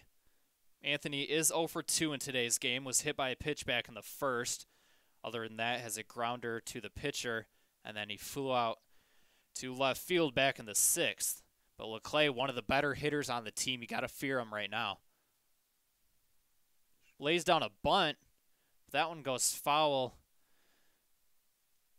And Jason, I just don't get those right there. I mean, you're down 2. You got a runner on first and second. There's already 1 out. And Leclerc's one of your better hitters. Yeah. But yet they have him drop the bunt. That's just something I don't really understand, and Lawrence Tech does that too often. Not too often, but they also do that often, where they'll have a really good hitter up at the plate, and whether it's 1 down or no down even, a lot of times I'd rather just see the guy swing away than try to lay down a button, just wasting out half the time, Yeah, maybe not utilizing his skills in the proper way, especially in this situation. Obviously, you're down 2, like you said. 3-0 now. Yeah, say big points in this game. But then again, I guess it also goes with Coach Eldridge's game of playing small ball, not wanting to really improve that launch or up in that launch angle. So I guess when you stick with your theory, you got to stick with it when you have a theory. 3-1 now on Leclerc. McHouston now the runner at second. Verche at first. Lawrence Tech up 3-1. See if he gets more aggressive here. Interesting to see what pitch will come as well. For sure. Gave him the fastball, 81. A nice pitch there.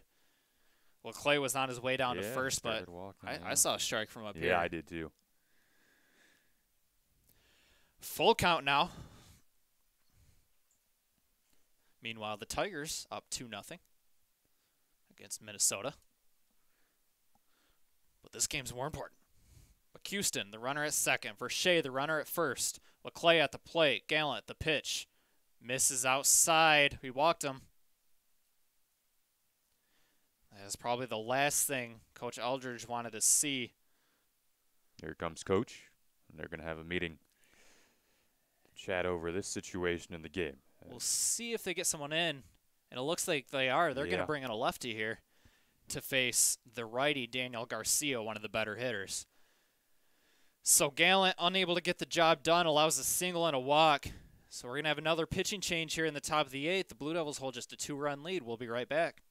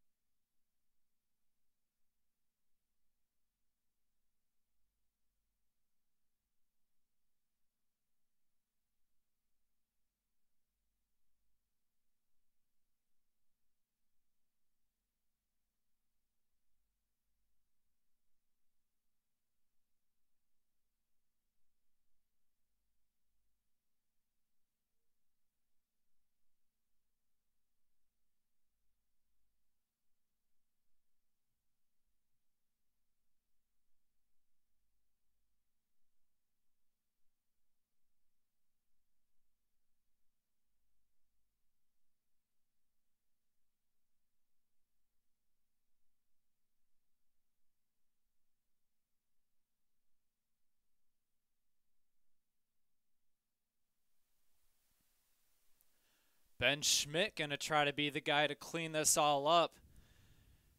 As Matt Blunt started the inning, allowed a single, a pop-up out, and then he had an error to short. And then we had Jay Gallant come in, give up a single and a walk, and now the bases are loaded with one out, and Daniel Garcia, it's an absolute blazer down left field line. So they opt to go to the righty against this righty. So an interesting move not to stick with Gallant there. Stayed with a right-handed pitcher. We'll see what happens here, though. Garcia, one of the better hitters on this team. Bases loaded, one out, 0-1 count. And Garcia hits a deep ball to left center. And this ball is up against the wall. 1 run is going to score. The ball being picked up by Dobkowski out in center. 2 runs will score. And this game is all tied up. A nice piece of hitting there by Daniel Garcia. Hit one deep into left center field. And the Cougars have tied this game at 3 apiece. And this inning is still not over yet. Runners on second and third with just 1 out. And the cleanup hitter coming up to the plate. So, Jason, we talked about it. Cleary outscoring their opponents innings 7 through 9. They're on that track here again. Ammons fouls 1 out of play. So a crazy turn of events there. Blunt had faced the minimum 9 batters in innings 5, 6, and 7, and all of a sudden, things just are falling apart now. Blue Devils and the Cougars met up on the softball field a couple of weeks ago, and similar to how things have kind of unraveled here, was a comeback in favor of the Cougars. And that one, that was more error-oriented. Here the Cougars, the guys who work hard, they knew that they were still in it, only down 3 runs, and now runners in scoring position. And Ammons strikes out swinging there. So a nice Way to come back there from Schmidt. 2 down now. Now the infielders will take their normal spots. They don't have to play in now. With 2 down, plays at first. That brings up James Edwards, the catcher. James is 0 for 3 today. Schmidt steps in, delivers, and Edwards swings and misses at the first offering. Edwards just a .245 hitter this season, 13 for 53. No triples, no home runs, 4 doubles. Leclerc, the runner at third. Garcia, the runner at second. Garcia with a pretty big lead. And Edwards hits one to second. Stopped there by Allen. Picks it up. And he hesitated there at second. He didn't think he'd have him, but Edwards, not a speedy runner. Allen pumped for a second time. And all of a sudden, just like that, Cleary has the lead at 4-3. 4-run eighth now for the Cougars. Not a good inning here from LTU.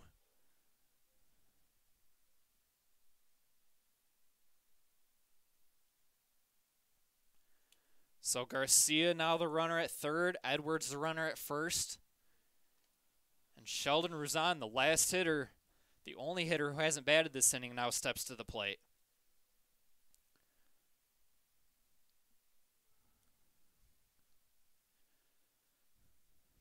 First pitch, a strike.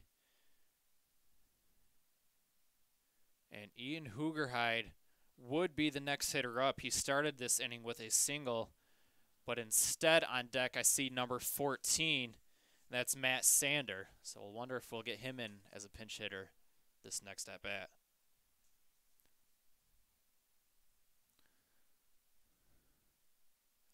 This all began with that single from Hoogerhide. And then Storch bobbled the ball out at short, which would have been the second out of the inning and possibly the third out of the inning, but instead the Cougars now have a 4-3 lead. Ruzan swings through one there. 2 strikes on him now. Blue Devils really cannot allow any more runs this inning. They've already got the momentum against them. They definitely do not want to see a 2-run deficit. Heck, they didn't want to see a 1-run deficit. 0-2 low. Runners hold as Cadman digs that one out of the dirt. Wind starting to blow. Well, it was starting to blow from right to left. Back to left to right now. Now it's straight away to center. You wonder if that wind had a little bit of an effect on that double hit by Garcia a few batters ago. And on the run was Edwards, but Ruzan strikes out swinging. But not before the Cougars of Cleary University throw up 4 runs on the board to take a 1-run lead over the Blue Devils. The Blue Devils are going to have to make their way back in these next couple innings without allowing any more runs in the top of the 9th. We'll head to the bottom 8th where the Blue Devils try to get back on track. This is the Lawrence Tech Sports Network.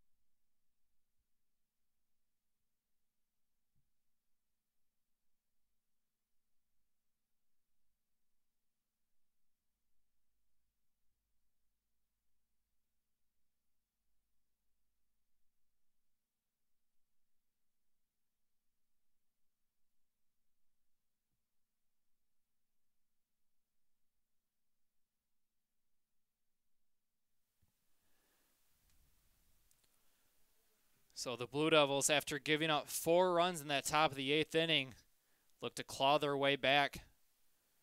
Slow 64-mile-an-hour pitch from Millershin there.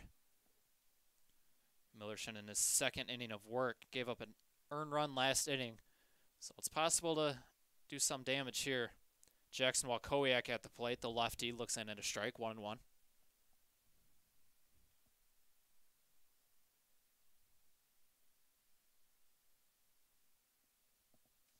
1-2 now on Walkowiak. Comes in with 2 home runs, tied for the team lead. Yeah, not a lot of home runs from this Blue Devil offense this year. And doesn't even try to get out of the way of that one. So Walkowiak takes his base at first, and the leadoff runner is on for the Blue Devils. It's just what they needed.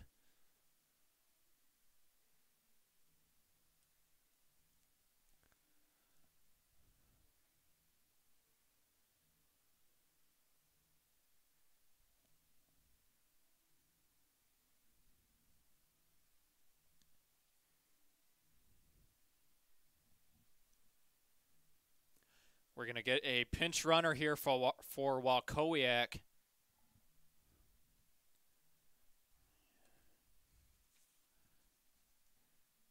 And that's going to be Logan Grizel. Logan, typically a second baseman. Didn't start in today's game. Has started 18 games this season.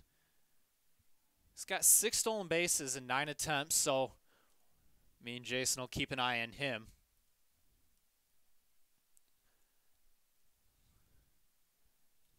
And not just a pinch runner we've got, but we've also got a pinch hitter at the plate. Pinch hitter's number 12, Jared Roth. They opt for the lefty against the righty. A move over to first, not in time.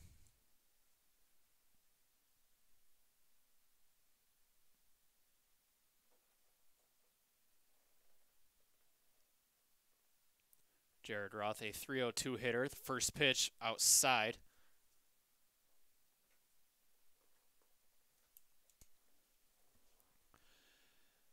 Runner didn't attempt to go. Check out on the 1-0 now. Roth can hit. A guy who picked up WAC Player of the Week in March. Earned that WAC Player of the Week by way of hitting .474 and a pair of doubles, pair of homers. 8 RBIs to go along with that. He's got a sky-high on-base percentage, and he can really, really get hot. He's always been a good hitter, but he's made improvements in terms of his swing path this season. He's got a 1-1 count here, so a big spot with a runner on first. Another move over to first. Nothing there. Roth came into bat for Logan Barker. Logan was 0 for 2 on the day, had a walk in the 6th. Millershin, the 1-1, delivers a chopped grounder to first, but Millershin able to make it over there in time for the first out of the inning. Roth does move the runner up to second, though, with 1 out. Like you said, move the runner on. Nice inside pitch there, though, to jam him up, and you have the righty step in here. Chopped grounder. Yeah. So not the worst thing in the world that could have happened, just like a sac bunt. Yeah. Now a man on second in scoring position with Ryan Robinette coming up to the plate. Ryan not having a great day, 0 for 3, grounded into a double play in his last at-bat. Really works that inner part of the plate, pretty far up in the batter's box. First pitch, a breaking ball in for strike 1. Blue Devils gave up 4 runs in the top of the 8th, looking to come back now, down 1. Millershin takes a couple looks over at second, delivers. 1-1 now. Ryan batting .307 this season. Slugging percentage of just .347 though, just a couple doubles and a triple. Catcher Max Cadman did a nice job to slide over on that last pitch. That was James Edwards, rather.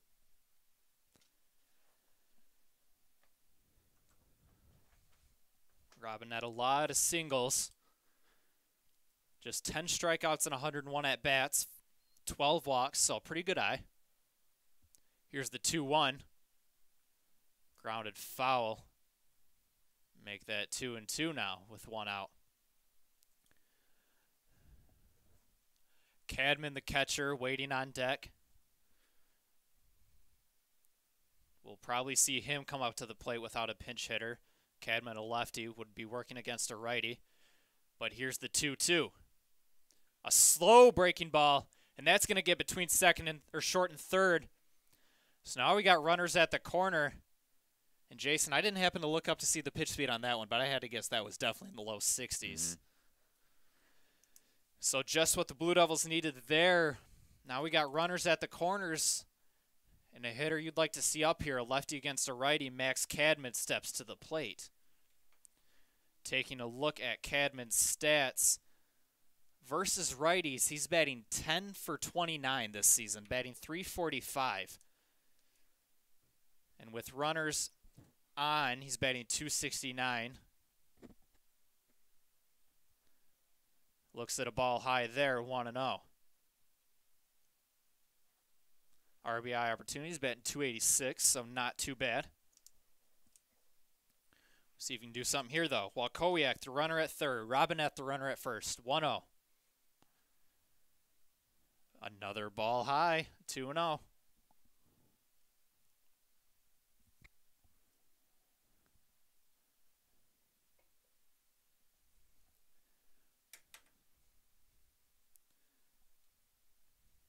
Millershin looks over to first, delivers the 2-0, just misses in the outer part of the plate. Jason, we've been seeing that pitch a lot today, and typically it's been called a strike there. Mm-hmm. Yeah, the home plate umpire, for the most part, has been giving that extra inch or two. Not there, however. 3-0. Do you give him the green light here? I don't think so. Yeah. Just based, there you go, 4-0. He walked him. Just based on the momentum, I was going to say, on what was going on, just how many balls he was throwing, 3 in a row there. Mm-hmm.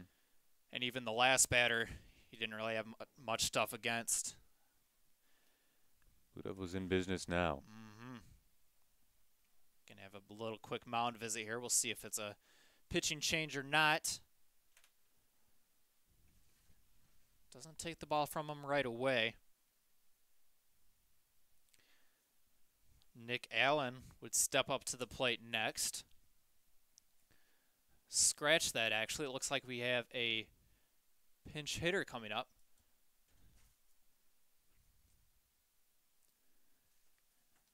It looks like number 15, Tyler Childs, is going to come in.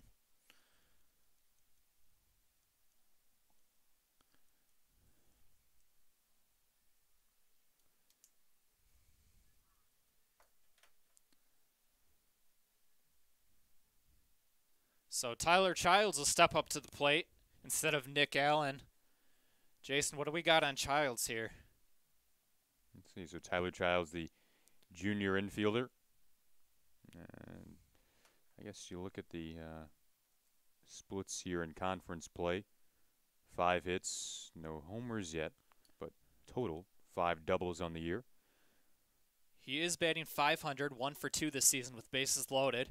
Here's the first pitch, a slow breaking ball, 61 miles an hour.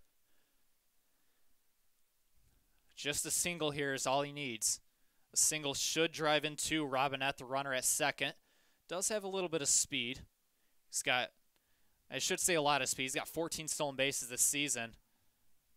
Childs fouls one back there, 1-1. So likely on a single, Robinette would come in to score. 1-1, 1 out. Walkowiak, the runner at third. Robinette at second. Cadman over at first.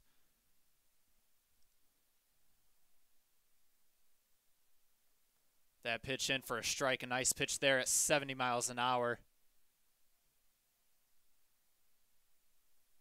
Actually, it looks like Adam Mansfield is the runner over at first instead of Cadman. Get a little bit of extra speed over there in case of a double. Here's the 1-2 to Childs. Swing and a ball hit down the right field line, but this one's going to drop foul. That dropped about 15 feet foul. So still 1-2. Millershin's pitch count really getting up there for only a couple innings of work. It's getting into the 40s now, right? 44. Good eye there, 2-2.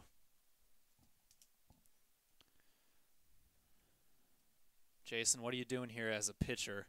You looking to hit the inner part of the plate, outer part of the plate? What do you think? Maybe just be careful where you're on that inner part. Yeah. Childs hits a soft grounder to second for one, and to first for the double play. Nice play of fielding there by the Cougars. Able to get out of that bases loaded 1-out jam, and Lawrence Tech is shut out in that bottom of the 8th inning. Not what they wanted to see there, especially putting in a pinch hitter, Childs. And a nice job done by Millershin. We'll head to the top of the 9th where the Blue Devils try to keep it at a 1-run lead. That was a great chance they had there, but they couldn't get anything out of it. We'll head to the top of the 9th rather. Blue Devils down 4-3. This is the Lawrence Tech Sports Network.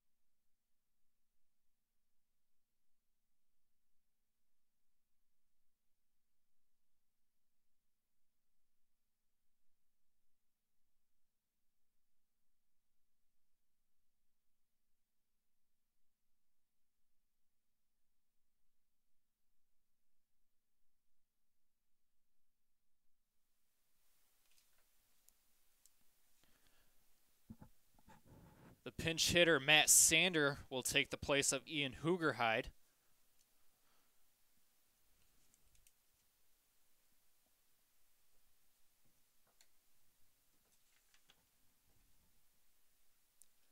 Matt Sander hits a line drive to short.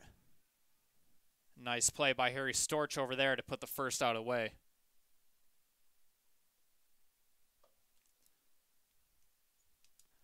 Second baseman Gino DiMarino will step up to the plate. Gino, 0 for 2 today with a walk.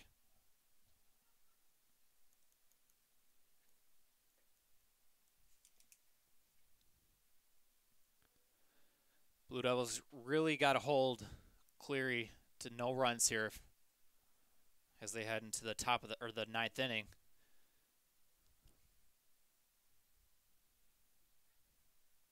First pitch on the outer edge for a strike.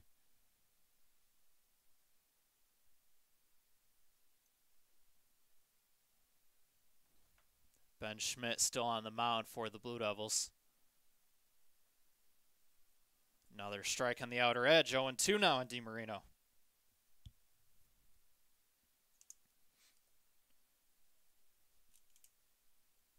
The 0-2. Caught looking, 3 straight pitches, 2 down. So a quick 2 outs here for the Blue Devils as they try to get through this inning without letting another guy cross that plate.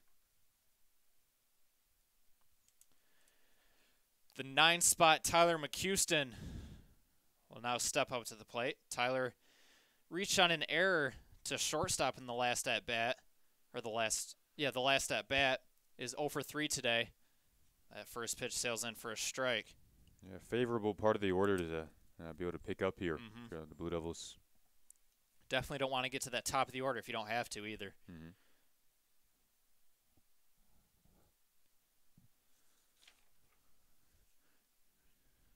And on the opposite end of the spectrum, the Blue Devils would see the 1, 2, 3 hitters coming up in the next half inning. 1-2 now on McHouston. We've seen a lot of those pitches in the outer part of the plate be called these last 2 at-bats. McHouston going to try to just get some bat on this ball. Now Got him looking again. Schmidt does a good job working that outer corner of the plate. Gets through it 1-2-3 inning with no problem. So we'll head to the bottom of the ninth where the Blue Devils trail 4-3 after giving up 4 runs in the top of the 8th inning and straining the bases loaded the last inning by virtue of a double play.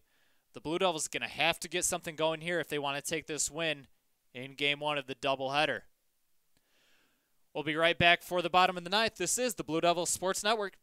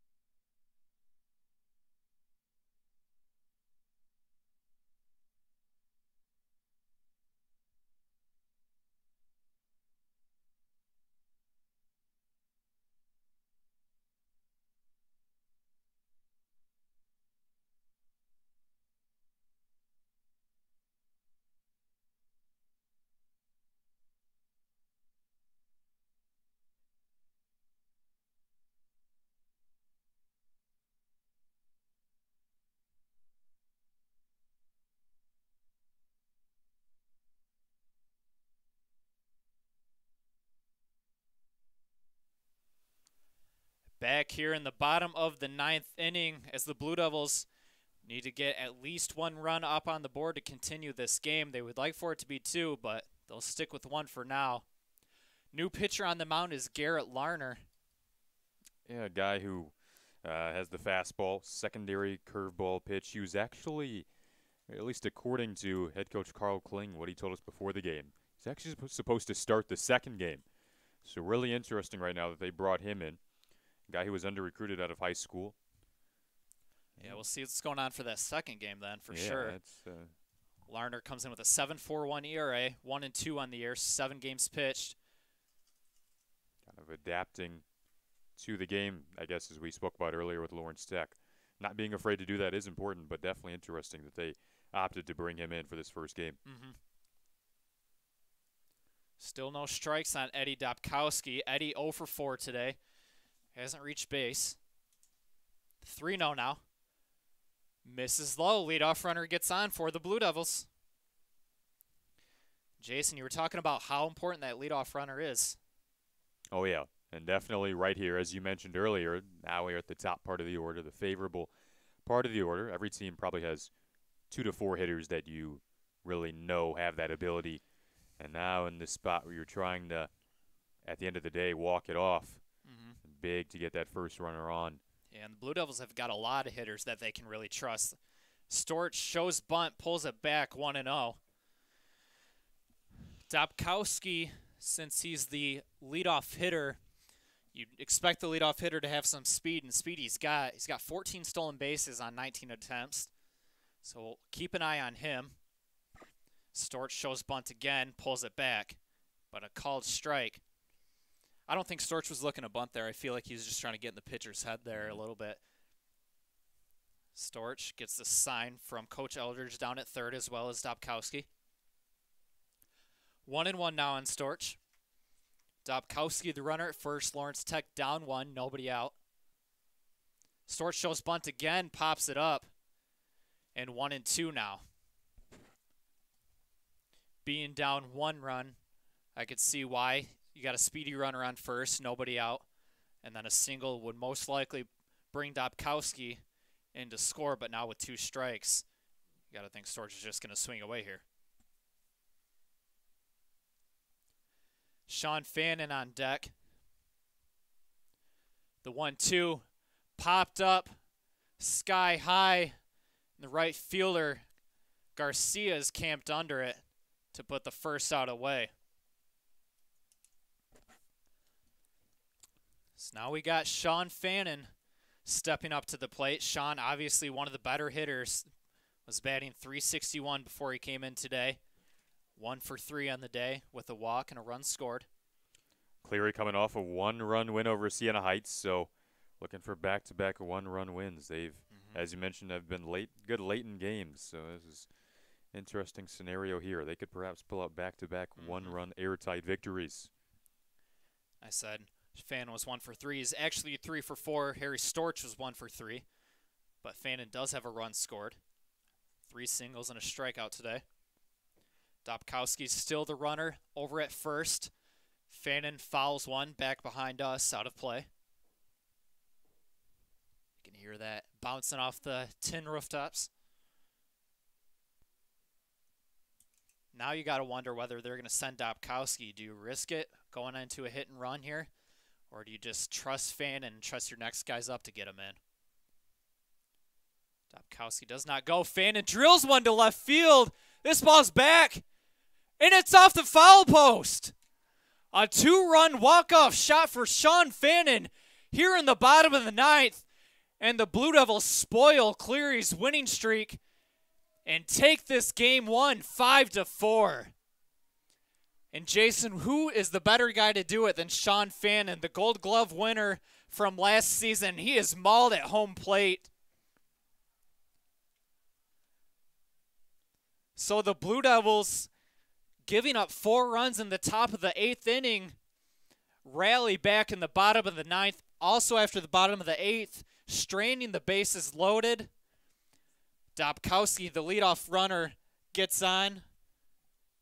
Storch flies out to right field. And then Fannin, early in that bat, absolutely drills one to left field off the post. Stays just fair for the walk-off home run to give the Blue Devils the win here in game 1 of 2. So don't go anywhere. We'll be right back for game 2, probably 4:10 start time. But nonetheless, the Blue Devils come out with a strong finish to take game 1 from the Cougars, a much-needed win in this WAC conference. Chase Kaufman alongside Jason Ross Jr., Ali Hadi on the production. Thank you so much for listening. Don't go anywhere. We'll be right back with game 2 in just a few moments.